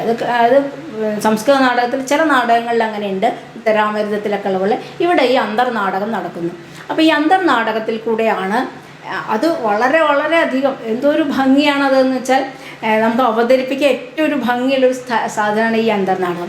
ഇവിടെ നാടകത്തിൽ നടക്കുന്നത് പെട്ടെന്ന് തന്നെ നാടകത്തിന് നടി പറയാണ്. നടി ഈ ദമയന്തിയുടെ ആജ്ഞപ്രകാരമാണ് ഇവിടെ എത്തുന്നത്. ഇവിടെ ഉള്ളത് ബാഹുകൻ എന്ന് പറഞ്ഞ് ഇവിടെയുള്ള ആൾ നൈഷധനാണോ അല്ലെങ്കിൽ നളനാണോ എന്ന് തിരിച്ചറിയാനും കൂടിയാണ് ഈ നാടകപ്രയോഗം. നാടകത്തിൽ വരുന്നു, നാടകത്തിൽ നടി സംസാരിക്കാൻ തുടങ്ങുന്നു. അങ്ങനെ സംസാരിക്കാൻ തുടങ്ങുമ്പോൾ തന്നെ ഒരു സ്ഥലത്ത് ഞാനിതാ ഈ ദമയന്തിയായി വേഷം ഒരുങ്ങുന്നു എന്ന് പറയുമ്പോൾ ദമയന്തി എന്നാണ് കേൾക്കുമ്പോഴത്തേക്കും നളൻ പെട്ടെന്ന് ദമയന്തിയോ എന്ന് ചോദിക്കുകയാണ്. അപ്പോൾ രാജാവ് ഋതുപർണനും ഭാര്യയുണ്ട്. അപ്പോൾ എന്താ ഇവിടെ പറയുന്നത്? അപ്പോൾ അല്ല, നടിവേഗം സംവൃത്താസ്മി എന്ന് പറഞ്ഞാൽ, ഓ ദമയന്തിയായി ഞാൻ വേഷം കെട്ടിയെന്നാണോ പറയുന്നത് എന്ന് വളരെ അതിനൊക്കെ നാടകത്തിൽ സങ്കേതങ്ങളുണ്ട്. ഇങ്ങനെ പറയുന്ന സ്ഥലത്തിനൊക്കെ സംസ്കൃത നാടകത്തിൽ ചില സൂചനകളുണ്ട് ഇങ്ങനെ പറയുന്ന. അപ്പോൾ ഇങ്ങനെ ദമയന്തിയായിട്ട് രംഗത്ത് വരുന്ന ആ ദമയന്തി എങ്ങനെയാണ് കാട്ടിലൂടെ ദമയന്തി നളൻ വിട്ടതിന് ശേഷം ദമയന്തി ചേദിയിലെത്തുന്നത് വരെയുള്ള കഥ മുഴുവൻ ഈ നാടകത്തിൽ കൂടെയാണ് വരുന്നത്. നാടകത്തിൽ നടി ഇങ്ങനെ അവതരിപ്പിക്കുന്നു. ഓരോന്ന് സ്വപ്നത്തിൽ എഴുന്നേറ്റ് നോക്കുമ്പോൾ നളനെ കാണാനില്ല. അപ്പോൾ നളൻ ഇവിടെ ഇരുന്നിട്ട് അയ്യോ നളൻ എന്താ ചെയ്തേണ്ടാവുക എന്ന് ഋതുപർണം ചോദിക്കുമ്പോൾ നളൻ ആകെ ബുദ്ധിമുട്ടിയിട്ട് ഞാനിങ്ങനെയാണ് ചെയ്തതെന്ന് ഉത്തമപുരുഷൻ പറഞ്ഞിട്ട് പറയണം, അല്ല ഇങ്ങനെ ആയിരിക്കുമെന്ന് വീണ്ടും പ്രഥമപുരുഷനിൽ ശ്ലോകം മാറ്റി പറയുന്നു. അപ്പോൾ ഇങ്ങനെ നളൻ എന്തൊക്കെയാണ് ഈ ദമയന്തി ഇവിടുന്ന് പോകുമ്പോൾ ഉണ്ടായ പ്രശ്നങ്ങളും ദമയന്തിയുടെ ആ വികാരങ്ങളും സ്റ്റേജിൽ നടി പറയുന്നു. അതേ കാണിയായ നളൻ അതിനൊക്കെ ഉത്തരം പറഞ്ഞുകൊണ്ട് അയ്യോ ദമയന്തി അങ്ങനെ ആയല്ലോ ഇങ്ങനെ ആയല്ലോ എന്നിങ്ങനെ വളരെയധികം ഇങ്ങനെ ഭംഗിയുള്ളൊരു നാടക സന്ദർഭമാണ്. അതിലാണ് നമ്മളുടെ ദമയന്തി പോകുന്ന സമയത്ത് പെരുമ്പാമ്പ് കടിക്കുന്നതും നമ്മളുടെ പ്രസിദ്ധനായ കാട്ടാളൻ വരുന്നതും ഒക്കെ അവിടെയാണ്. അവിടെ അങ്ങനെ പറഞ്ഞുകൊണ്ടിരിക്കുകയാണ്. ദമയന്തി ഇങ്ങനെ പറഞ്ഞു, അതാ ഞാനിങ്ങനെ ഗർത്തത്തിൽ പതിച്ചു, എൻ്റെ കാലിൽ ഇതാ ഒരു അജഗരം പിടിച്ചു, ഗ്രാഹം പോലെയുള്ള ഒരാൾ പിടിച്ചു. അപ്പോഴാണ് പെട്ടെന്ന് ഈ വ്യാധൻ ഈ ശബ്ദം കേട്ടിട്ട് ആരുടെയാണ് ശബ്ദം, പോയി നോക്കാം എന്ന് പറയുമ്പോൾ ഈ ദമയന്തിയെ കണ്ട്, പക്ഷേ കഥകളിയിലത്തെ കാട്ടാളനെ പോലെ ദമയന്തിയൊക്കെ വർണ്ണിച്ചതിന് ശേഷമല്ല പാമ്പിനെ തല്ലിക്കൊള്ളുന്നത്. ആദ്യം തന്നെ പാമ്പിനെ തല്ലിക്കൊല്ലും. പാമ്പിനെ തല്ലിക്കൊന്ന് അവിടെ പറയുന്നുണ്ട്, പാമ്പിനെ തല്ലിക്കൊന്ന് വിഷത്തിനുള്ള ആ ഉപചാരങ്ങളൊക്കെ ചെയ്ത് അതൊക്കെ ശേഷമാണ് ദമയന്തിയോട് പെട്ടെന്ന് ദമയന്തിയെ കണ്ടു അയ്യോ സുന്ദരിയാണല്ലോ എന്ന് ചോദിക്കുന്നത്. അതുവരെ സുന്ദരിയാണല്ലോ എന്ന് കാട്ടാളിന് തോന്നുന്നില്ല. അപ്പോൾ അതിന് കുറച്ചും കൂടി ഔചിത്യം ഉണ്ടെന്ന് നമുക്കത് കേൾക്കുമ്പോൾ തോന്നും. മറ്റെല്ലാം കഴിഞ്ഞിട്ട് കാലിൽ ഒരു തല്ലിക്കൊന്ന് ഇങ്ങനെ തൂറ്റിക്കുന്നത് പോലെയല്ല. ഇത് വ്യാസൻ ഒന്നും കൂടി ഉണ്ട്. വ്യാസൻ അവിടെ പറയുന്നത് ഇതെല്ലാം കഴിഞ്ഞിട്ട് ഭക്ഷണം കൂടി കൊടുത്തിട്ട് എന്നാണ്. ദമയന്തിക്ക് ഭക്ഷണം കൂടി കൊടുത്തിട്ടാണ് ഈ ശബരൻ ചോദിക്കുന്നത്. അപ്പോൾ അത്രയും കൂടി വ്യാസന് കുറച്ചും കൂടി ശ്രദ്ധയും കൂടി ഉണ്ട്. ഇത്രയും ക്ഷീണിച്ചു വരുന്ന ദമയന്തിക്ക് ഭക്ഷണം കൂടി വ്യാസൻ കൊടുക്കുന്നുണ്ട് എന്നും കൂടി അവിടെ ഉണ്ട്. അപ്പോൾ അത്തരത്തിലുള്ള ചിലതും കൂടി പുതിയ കാലത്ത് വേണമെങ്കിൽ ചേർക്കാവുന്നതാണ് എന്ന് നമുക്കിങ്ങനെ തോന്നും അത് വായിച്ചു പോകുമ്പോൾ. അത് നല്ല ശരിയാണ്. അപ്പോൾ അങ്ങനെ അതുപോലെ വ്യാധനോട് ഇങ്ങനെ വ്യാധൻ ചോദിക്കുമ്പോൾ ദമയന്തി വ്യാധനെ ശപിക്കുന്നു, വ്യാധൻ ഇല്ലാതെയാവുന്നു. അവിടെയും കൃത്യമായിട്ട് ഒരു രംഗനിർദ്ദേശമുണ്ട്. ശപിച്ച വ്യാധൻ നശിച്ചു പോകണം അല്ലെങ്കിൽ മരിച്ചു പോകണം. എന്നിട്ട് അവിടെ പറയുന്നുണ്ട് നിപുണമായിട്ട് ഉള്ള പാദവിന്യാസത്തോടു കൂടി വേണം പുറത്തേക്ക് അണിയറയ്ക്ക് പോകാമെന്ന്. അവിടെ എന്നുവെച്ചാൽ ആ രംഗനിർദ്ദേശമാണ്. കാരണം അങ്ങനെ ചപിച്ചിട്ട് പോകുമ്പോൾ അയാൾ എങ്ങനെ പോകണം എന്നുള്ളതിന് അത് ഇപ്പോൾ ചില ആൾക്കാർ ഇങ്ങനെ കറങ്ങിയൊക്കെ നമ്മൾ പോകാറുണ്ട്. അപ്പോൾ അതവിടെ എഴുതിയിട്ടുണ്ട്. അങ്ങനത്തെ ഒരു ഇതിൽ കൂടെ വേണം ആ പരിക്രമിച്ചിട്ട് വേണം പോകാൻ എന്നുള്ളത്. അത് നാടകമാണ് എന്നുള്ളത് കൊണ്ടാണ് ഞാൻ ഇതൊക്കെ ഇങ്ങനെ ഇടയിൽ പറയുന്നത്. അപ്പോൾ അങ്ങനെ പോകുന്ന ആ ഒരു കഥയാണ് ഇവിടെ ഇതിൽ കൂടെ വരുന്നത്. ഈ നാടകത്തിൽ കൂടെ ദമയന്തിക്ക് എന്ത് സംഭവിച്ചു എന്നുള്ളത് മുഴുവൻ നളനിൽ കൂടെ നമ്മൾക്ക് മനസ്സിലാക്കി തരികയാണ്. നമ്മൾ നളനിൽ കൂടെ നളന അതേ സമയത്തുള്ള ഇത് നമുക്കറിയാം. ഇത് നമ്മൾ വിജനേപഥ എന്നുള്ളതോ അല്ലെങ്കിൽ ലോകപാലന്മാരെ എന്നുള്ളിടത്തോ അല്ലെങ്കിൽ മറിമാൻ കണ്ണി എന്നുള്ളിടത്തോ ഒക്കെ നമ്മൾ കാണുന്നതാണ്. ഇതെല്ലാം കഴിഞ്ഞ് ഇതൊക്കെ ദമയന്തി അനുഭവിച്ചത് കണ്ട് നമ്മൾ അടുത്ത രംഗത്ത് ഇതൊക്കെ ഇയാൾ ഇവിടെ ഇരുന്ന് ഇങ്ങനെ പറയുമ്പോൾ നമ്മളിങ്ങനെ ഇരിക്കുന്നതാണ്. പക്ഷെ ഇത് രണ്ടും കൂടി ഇതൊരു നാടകത്തിൻ്റെ സങ്കേതത്തിൽ ഒരുമിപ്പിച്ചുകൊണ്ട് ദമയന്തിക്ക് എന്ത് സംഭവിച്ചു എന്നുള്ളത് നാടകത്തിലൂടെ നളൻ കാണുകയാണ്. അങ്ങനെ കണ്ടുകൊണ്ട് അതിനെ അവിടെ ഒരു നിർദ്ദേശം എനിക്ക് തോന്നിയതായിരിക്കാം ചിലപ്പോൾ ഈ ഋതുപർണന് ഇത് തിരിച്ചറിയുന്നു എന്നാണ്. ഋതുപർണൻ മനസ്സിലാവുന്നുണ്ട് ഈ നളനാണോ ഇതെന്ന് അറിയാൻ വേണ്ടിയിട്ടാണ് ഈ നാടകം ഇവിടെ നടിക്കുന്നത് എന്നുള്ള ഒരു ചെറിയൊരു സൂചന. അങ്ങനെ വ്യാഖ്യാനമൊന്നും ഈ പുസ്തകത്തിന് കിട്ടാത്തതുകൊണ്ട് അറിയില്ല. ഒന്ന് ആലോചിച്ചാൽ അവിടെ അങ്ങനെ ഒരു സൂചനയുള്ളൊരു വാക്യം ഉണ്ട്. അപ്പോൾ ഇത് നാടകം അവസാനിക്കുന്നു. നാടകത്തിൻ്റെ അവസാനം നാടകം ഉപഹാരങ്ങളൊക്കെ കൊടുക്കുന്നു. അവിടെ നളനോട് ചോദിക്കുന്നുണ്ട്, അല്ല ഋതുപർണൻ ചോദിക്കുന്നുണ്ട്, കഴിഞ്ഞോ ദമയന്തിയുടെ കഥ എന്ന് ചോദിക്കും. അപ്പോൾ പറയുന്നുണ്ട് പിന്നെ ഇതുവരെ ഉള്ളോ എന്ന് വെച്ചാൽ അപ്പോൾ ഇനി നടക്കാൻ പോവുകയാണ്. എന്താ ദമയന്തിയുടെ വിവാഹം നടക്കുന്നു. ദമയന്തിയുടെ വിവാഹത്തിന് വേണ്ടി പുഷ്കരനും ഒക്കെ ഉള്ള ആൾക്കാർ, അതാണ് പ്രത്യേകത. പുഷ്കരൻ മുതലായ ആൾക്കാരൊക്കെ അവിടെ എത്തിയിട്ടുണ്ട്. ഇനി വിവാഹമാണ് എന്ന് പറയും. അപ്പോൾ ഋതുപർണൻ പറയണം എന്നാൽ നമുക്ക് പോവാം വിവാഹത്തിന്. അപ്പോൾ ഉടൻ ബാഹുകൻ പറയുന്നുണ്ട് നിങ്ങൾക്ക് ശരിക്കുള്ള ദമയന്തി അറിയില്ല, അറിയാത്തതുകൊണ്ടാണ് നിങ്ങൾ ഈ പറയുന്നത് വിവാഹം നടക്കുന്നത്. അപ്പോൾ അങ്ങനെ പറഞ്ഞുകൊണ്ട് ആ വിവാഹം നടക്കുന്നു എന്നുള്ള. അപ്പോൾ നമ്മളുടെ സുദേവൻ അവിടെ ഇല്ല, സുദേവനും ഇല്ല, മാന്യമതി ഇല്ല, അങ്ങനെയുള്ള യാമിയാമി ഇല്ല, ഒന്നും ഇല്ലാണ്ടേ അങ്ങനത്തെ കുറേ ബുദ്ധിമുട്ടുണ്ട് ഇതിൽ. പക്ഷെ സുദേവ ഇല്ലാണ്ട് ഇങ്ങനെ ഒരു നാടകത്തിലൂടെ നടിയാണ് പറഞ്ഞത്. അപ്പോൾ ആ നടിയുടെ വൈദഗ്ധ്യം പറയുകയും ആ നടി വിദഗ്ധയായിട്ട് അവതരിപ്പിച്ച് സന്തോഷിച്ച് എൻ്റെ ഭർത്തൃധാരികയ്ക്ക് വേണ്ടി എനിക്ക് ഇത്രയും ചെയ്യാൻ പറ്റിയെന്നുള്ള സന്തോഷത്തോടു കൂടി നടി പോകുന്നു. അങ്ങനെ ഇവർ അവിടെ പോവാമെന്നുള്ള വാർഷ്ണയനും അതുപോലെ തന്നെ ഋതുപർണനും നളനും കൂടി അങ്ങോട്ട് കുണ്ടിനത്തിലേക്ക് പോകാൻ തയ്യാറാവുന്നതോടും 6ാമത്തെ അംഗം അവസാനിക്കുന്നു. 7ാമത്തെ അംഗത്തിൽ ഇവർ കുണ്ടിനത്തിലെത്തുന്നു. കുണ്ടിനത്തെത്തി തിരിച്ചറിയുന്നു. അങ്ങനെയൊക്കെയുള്ള കാര്യങ്ങളങ്ങനെ എല്ലാം അങ്ങനെ പോകുന്നുണ്ട്. എല്ലാ കാര്യങ്ങളും പോകുന്നുണ്ട്. അവിടുത്തെ വ്യത്യാസം മാത്രം ഞാൻ പറയാം. ഇനി നേരത്തെ അമ്മയെ കാണുന്നു എന്നുള്ളതൊക്കെ ഉണ്ട്, അങ്ങനത്തെ എല്ലാ കാര്യമുണ്ട്. അവിടുത്തെ വ്യത്യാസം എന്തായിരുന്നു എന്ന് വെച്ചാൽ 2 സ്ഥലത്താണ് എനിക്ക് വല്ലാത്ത വ്യത്യാസം തോന്നിയത്. അതിലത്തെ ഒരു വ്യത്യാസം എന്നുള്ളത് ഈ അവിടെ പുഷ്കരനെ ഇന്ദ്രസേനൻ എന്നുള്ള മകനെ അവതരിപ്പിക്കുന്നുണ്ട്. ഈ നളൻ ഓടി ദേഷ്യം വന്നിട്ട് അതിൻ്റെ ഇടയിൽ ഈ അക്ഷഹൃദയം അശ്വഹൃദയം വാങ്ങലും ഒക്കെ അതിൻ്റെ ഇടയിൽ കൂടെ നടക്കുന്നുണ്ട്. ആട്ടക്കഥയിൽ എനിക്ക് തോന്നുന്നു അക്ഷഹൃദയം അവസാനമാണ് ഉപദേശിച്ചു കൊടുക്കുന്നത്. ഇത് യാത്രയിൽ തന്നെ രണ്ടും അങ്ങനെ ഉപദേശിച്ചു കൊടുക്കലുണ്ട്. അതെല്ലാം കഴിഞ്ഞിട്ട് ഈ ഇവിടെ എത്തുമ്പോൾ ഇന്ദ്രസേനനെ പുഷ്കരനോട് ദേഷ്യം വന്ന് പുഷ്കരനോട് യുദ്ധം ചെയ്യാൻ പോവുകയും ആ പോകുന്നത് ഇന്ദ്രസേനോട് അവിടെ ഉണ്ട്. ദമയന്തി ചോദിക്കുന്നുണ്ട് ബാഹുകനൊക്കെ എത്തിയോ, എന്താ ചെയ്യുന്നത്? അപ്പോൾ സഖി പറയാണ് അവിടെ ചൂതുകളി തുടങ്ങിയെന്ന്. അപ്പോൾ ദമയന്തി പറയും ഇനിയും അതിൽ നിന്നുള്ള പോയിട്ടില്ലേ, ആ ചൂതുകളിൽ നിന്നുള്ള ആ വ്യസനം പോയിട്ടില്ലേ എന്ന് ദമയന്തി അവിടെ ആണ്. അപ്പോഴാണ് ഇന്ദ്രസേനൻ അവിടെ ദേഷ്യപ്പെട്ടിട്ട് ചൂത് കളിക്കുക, എവിടെയാണ് ചൂത് കളിക്കുന്നതെന്ന് പറഞ്ഞ് അയാൾ വില്ലുവമ്പൊക്കെ എടുത്ത് പുറപ്പെടുന്നു. അപ്പോൾ അമ്മ തിരിച്ചു വിളിക്കുന്നു. അങ്ങനെയൊക്കെയുള്ളൊരു ഇതുണ്ട്. അവിടേക്കാണ് നളൻ ഓടി വന്നിട്ട് ഈ ഇന്ദ്രസേനോട് പുഷ്കരനാണെന്ന് വിചാരിച്ചിട്ട് ഇന്ദ്രസേനോട് യുദ്ധം ചെയ്യാൻ വേണ്ടി വരികയും അങ്ങനെയൊക്കെയുള്ള ഒരു ഭാഗം ഉണ്ടാവുകയും അത് അവിടെ വച്ചിട്ടാണ് റിവീൽ ചെയ്യുന്നത്. ഇത് നളനാണ് എന്നുള്ളത് റിവീൽ ചെയ്യുന്ന ഒരു ഭാഗം അങ്ങനെയാണ്. നമ്മൾ കാണുന്ന പോലെ കേശിനെ വിളിച്ചു കൊണ്ടുവന്ന് അങ്ങനെയല്ല. നേരെ മറിച്ച് യുദ്ധത്തിന് വേണ്ടി ഓടി വന്നിട്ട് ഇന്ദ്രസേനനെ കണ്ട് ആദ്യം ഇയാളൊരു ശത്രുവാണെന്ന് വിചാരിക്കുകയും പിന്നീട് മകനാണെന്ന് അറിയും, ഇന്ദ്രസേനൻ തിരിച്ചറിയുന്നു. അങ്ങനെയാണ് ഇവരുടെ സമാഗമം ഉണ്ടാകുന്നത്. അങ്ങനെയുള്ള സമാഗമത്തിൽ അവിടെ ഇതുപോലൊരു കാര്യമില്ല. അവിടുത്തെ ഒരു പ്രധാന കാര്യം എന്നുള്ളത് അവിടെ കണ്ടിട്ട് അപ്പോൾ ദമയന്തി വേഗം നമസ്കരിക്കുകയാണ് നളനെ തിരിച്ചറിഞ്ഞു, നളനാണെന്ന് തിരിച്ചറിഞ്ഞു. വസ്ത്രം മാറ്റി ബാഹുകനല്ലാണ്ട് നളനായി ഒക്കെ കഴിഞ്ഞു. ദമയന്തി നമസ്കരിക്കുകയാണ്. ദമയന്തി നമസ്കരിക്കുമ്പോൾ നളൻ പറയുകയാണ് സഖിയോട്, കല്യാണം കഴിക്കാൻ പോകുന്ന വധുവല്ലേ, ഒന്ന് എണീപ്പിച്ചോളൂ എന്നാണ്. എന്നുവെച്ചാൽ വധുവല്ലേ, കല്യാണത്തിലുള്ള വധുവല്ലേ, അപ്പം ഞാൻ തൊടാൻ പാടില്ലല്ലോ, അന്യപുരുഷ സ്പർശമല്ലോ, എണീപ്പിക്കൂ എന്ന് പറയുന്നുണ്ട്. വിവാഹം ചെയ്യാൻ പോകുന്ന ആളല്ലേ എണീപ്പിക്കും. നമ്മളുടെ ആനന്ദതുന്തിലിൻ്റെ തൊട്ടുമുമ്പുള്ള ആ ഒരു പദത്തിലുള്ള ഒരു ഫ്രസ്ട്രേഷൻ ഉണ്ടല്ലോ, അതാണ് അവിടെ ആ ഒരൊറ്റ വരിയിലല്ലോ. അവിടുത്തെ ദമയന്തിയാണ് യഥാർത്ഥ ദമയന്തി. ആ ദമയന്തി അവിടുന്ന് എഴുന്നേറ്റിട്ട് എന്നെ പിന്നെയും പ്രേമാനുരാഗിണി ഞാൻ വാമാന്നൊന്നും അല്ല. ദമയന്തി പറയാണ്, സഖി ചിത ഒരുക്കൂ, എനിക്ക് മരിക്കാറായി, ചിത ഒരുക്കൂ എന്നാണ് പറയുന്നത്. അവിടെയാണ് പറയുന്നത് ഈ ദമയന്തി ഉണ്ടല്ലോ. കാരണം എന്ന് വെച്ചാൽ ആത്മാവിനെയാണ് നളൻ്റെ ആത്മാവിനെയാണ് ദമയന്തി വരിച്ചത്.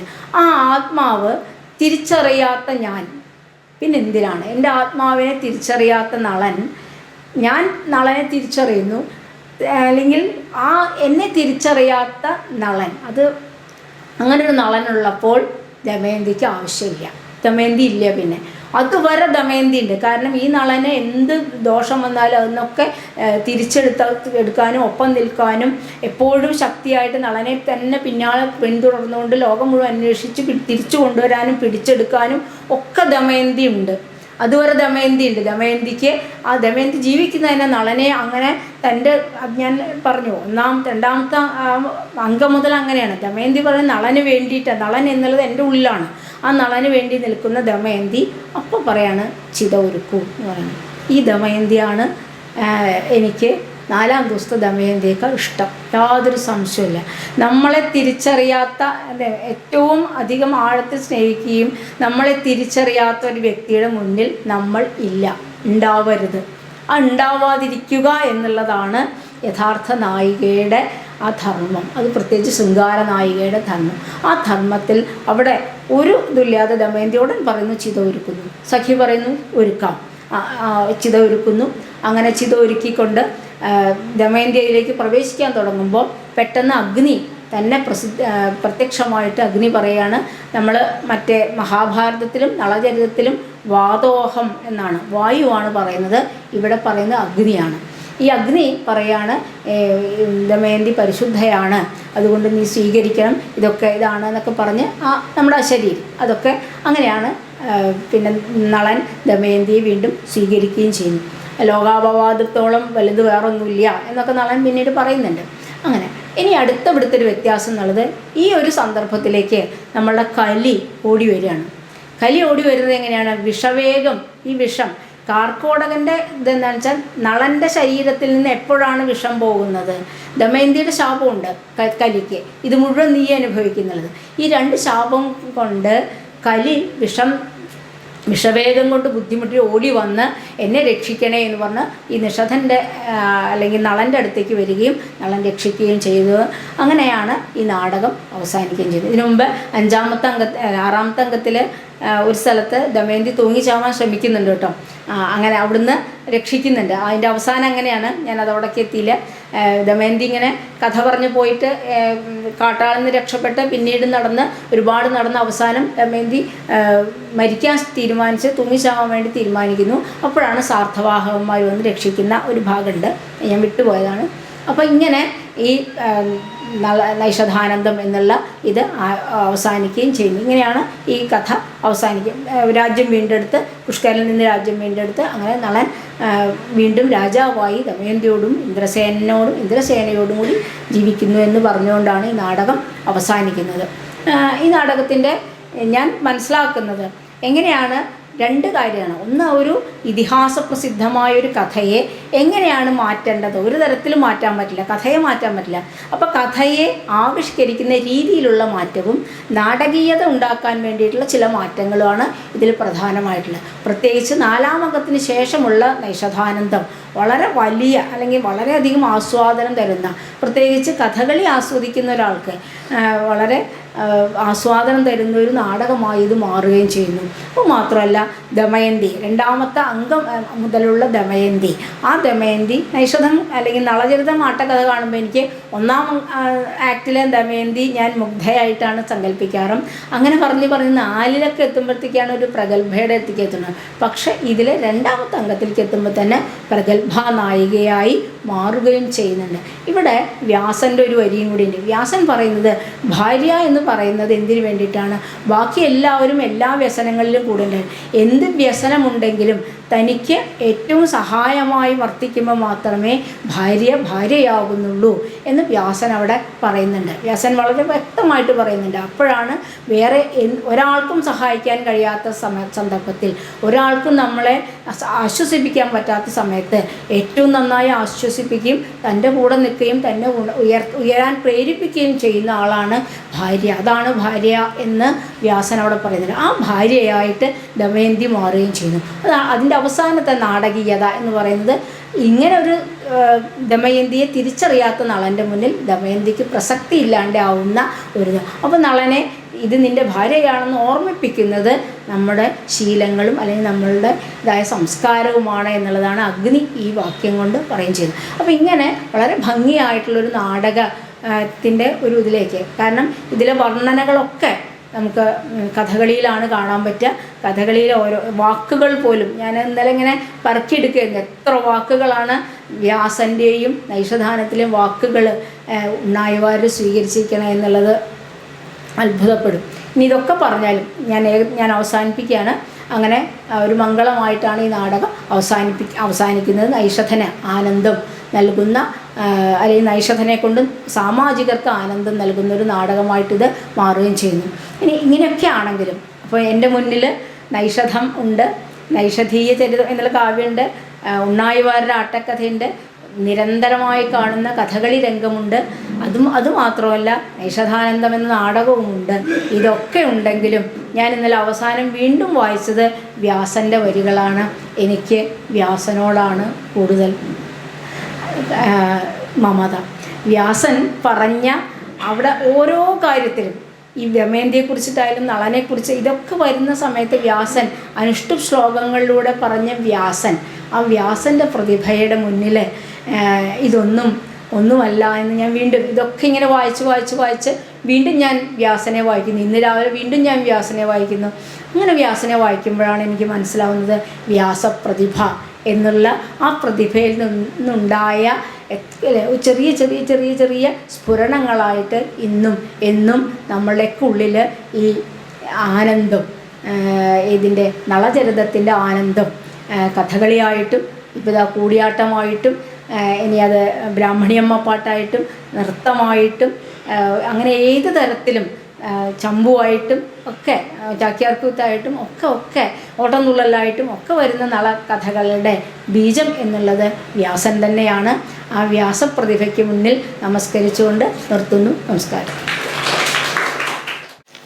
നൈഷധാനന്ദം നാടകത്തിൻ്റെ ഉൾക്കാമ്പുകൾ വിശകലനം ചെയ്തു നളചരിതം ആട്ടക്കഥയുടെ അരങ്ങവതരണങ്ങളിലേക്കുള്ള ചില സാധ്യതകൾ സൂചിപ്പിച്ചുകൊണ്ടും ഡോക്ടർ ജയന്തി ഇവിടെ നടത്തിയ പ്രൗഢഗംഭീരമായ ഈ പ്രഭാഷണത്തിനെക്കുറിച്ച് രണ്ട് വാക്ക് സംസാരിക്കുന്നതിനായി കഥകളി ക്ലബിൻ്റെ മുൻ ഭരണസമിതി അംഗമായ ശ്രീ ടി വേണുഗോപാലിനെ ക്ഷണിക്കുന്നു. സുഹൃത്തുക്കളെ, ആദ്യമായിട്ട് ഡോക്ടർ സി കെ ജയന്തി അവർക്കിടെ ഒരു നമസ്കാരം നൽകുകയാണ്. രണ്ട് കാവ്യ ശാഖകൾ, ഒന്ന് ആട്ടക്കഥയും മറ്റൊന്ന് സംസ്കൃതവും. അതുപോലെ തന്നെ രണ്ട് ഭാഷയിൽ രണ്ട് പ്രദേശത്ത് രണ്ട് കാലങ്ങളിലായി രചിക്കപ്പെട്ട കൃതികളെയാണ് കേവലം 1.5 മണിക്കൂർ കൊണ്ട് നമുക്ക് പരിചയപ്പെടുത്തി തന്നത്. ഉണ്ണായിവാര്യരുടെ നളചരിതവും നൈഷധാനന്ദം എന്ന സംസ്കൃത നാടകവും. രംഗം തിരിച്ച് പറയുമ്പോൾ ഓരോ പ്രാവശ്യവും നൈഷധാനത്തിലേക്ക് പോകുമ്പോൾ തിരിച്ച് നമുക്ക് വന്ന് ഇത് കേരളത്തിലെ നളചരിതമുണ്ട്, അതിൽ നളൻ ഇങ്ങനെയാണ്, ദമയന്തി ഇങ്ങനെയാണ് വേണ്ടത് എന്നെല്ലാം നമ്മളെ ഓർമ്മിപ്പിച്ചുകൊണ്ടിരുന്നു. ഒരു കാര്യത്തിൽ മാത്രമേ വിഷമമുള്ളൂ, ഈ പ്രസംഗം കേൾക്കാൻ, ഈ ക്ലാസ് അറ്റൻഡ് ചെയ്യാനായിട്ട് കഥകളി പ്രയോക്താക്കൾ ഉണ്ടായില്ല എന്നുള്ളതാണ്. നളൻ, ദമയന്തി, പുഷ്കരൻ മുതലായ കഥാപാത്രങ്ങളെ അവതരിപ്പിക്കുമ്പോൾ ഇത്രയും ബൃഹത്തായ ഒരു സാധ്യതയുണ്ടെന്ന് അവർക്ക് മനസ്സിലാക്കാൻ കഴിയാഞ്ഞത് കഷ്ടമായി എന്ന് മാത്രമേ എനിക്ക് പറയാനുള്ളൂ. ഈ സായാഹ്നത്തിൽ പ്രൗഢോജ്വലമായ രീതിയിൽ 2 കൃതികളെ പരിചയപ്പെടുത്തുക അതത്ര എളുപ്പമുള്ള കാര്യമല്ല. 2.5 മണിക്കൂർ കൊണ്ട് അവതരിപ്പിക്കുന്ന നാടകവും 1 ദിവസം കൊണ്ട് വായിച്ചു തീരാൻ സാധിക്കാത്ത നളചരിതവും 2 കൃതികളെയും നമുക്ക് തനിമ ഒട്ടും നഷ്ടപ്പെടുത്താതെ അവതരിപ്പിക്കുകയാണ് അവർ ചെയ്തത്. ഇത് കേൾക്കാൻ ഭാഗ്യം സിദ്ധിച്ച നമ്മൾ വളരെ സുഗതികളാണെന്നേ പറയാൻ സാധിക്കുകയുള്ളൂ. ഒപ്പം കഥകളി ക്ലബിന് ചെയ്യാവുന്ന ഒരു കാര്യം, നളചരിതം അവതരിപ്പിക്കുന്നതിന് മുമ്പ് ടീച്ചറുടെ ഒരു ക്ലാസ് വെച്ചാൽ നന്നായിരിക്കും. ഇത്രയും പറഞ്ഞുകൊണ്ട് ഞാൻ അവസാനിപ്പിക്കുന്നു. ഡോക്ടർ CK ജയന്തിക്ക് കഥകളി ക്ലബിൻ്റെ സുവർണത്തിനോടനുബന്ധിച്ചുള്ള സുവർണ മുദ്രണം നൽകുന്നതിനായി അമ്മന്നൂർ കുട്ടച്ചാക്യാരെ ക്ഷണിക്കുന്നു.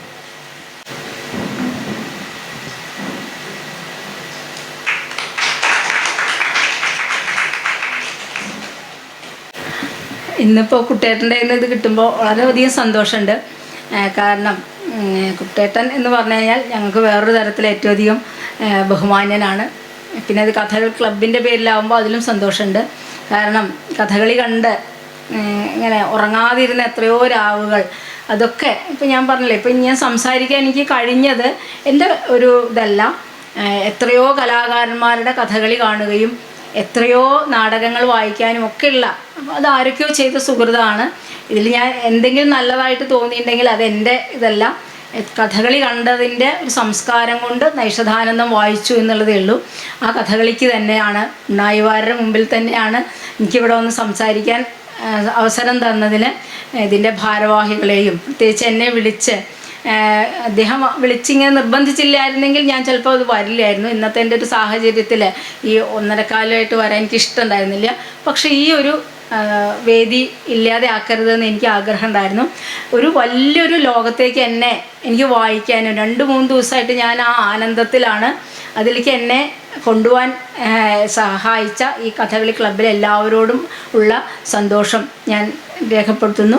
പ്രത്യേകിച്ച് കഥകളിയിലേക്ക് എന്നെ കൊണ്ടുപോയ എൻ്റെ അച്ഛനും അമ്മയും, അവരെ നമസ്കരിച്ചുകൊണ്ട് ഈ പരിപാടിയിൽ പങ്കെടുക്കാൻ കഴിഞ്ഞതിൽ ഉള്ള സന്തോഷം രേഖപ്പെടുത്തുന്നു. ഇതിലേറെ ആനന്ദം ഈ 5-ാം അംഗത്തിൻ്റെ അവതരണത്തിൽ നിന്ന് നിങ്ങൾക്ക് ഉണ്ടാവട്ടെ. സൂരജിൻ്റെ അവതരണത്തിൽ ഈ പറഞ്ഞതിനൊക്കെ അപ്പുറത്തുള്ള ഒരു ആസ്വാദനം ഉണ്ടാകട്ടെ എന്ന് മാത്രം പ്രാർത്ഥിച്ചുകൊണ്ട് നിർത്തുന്നു. നമസ്കാരം.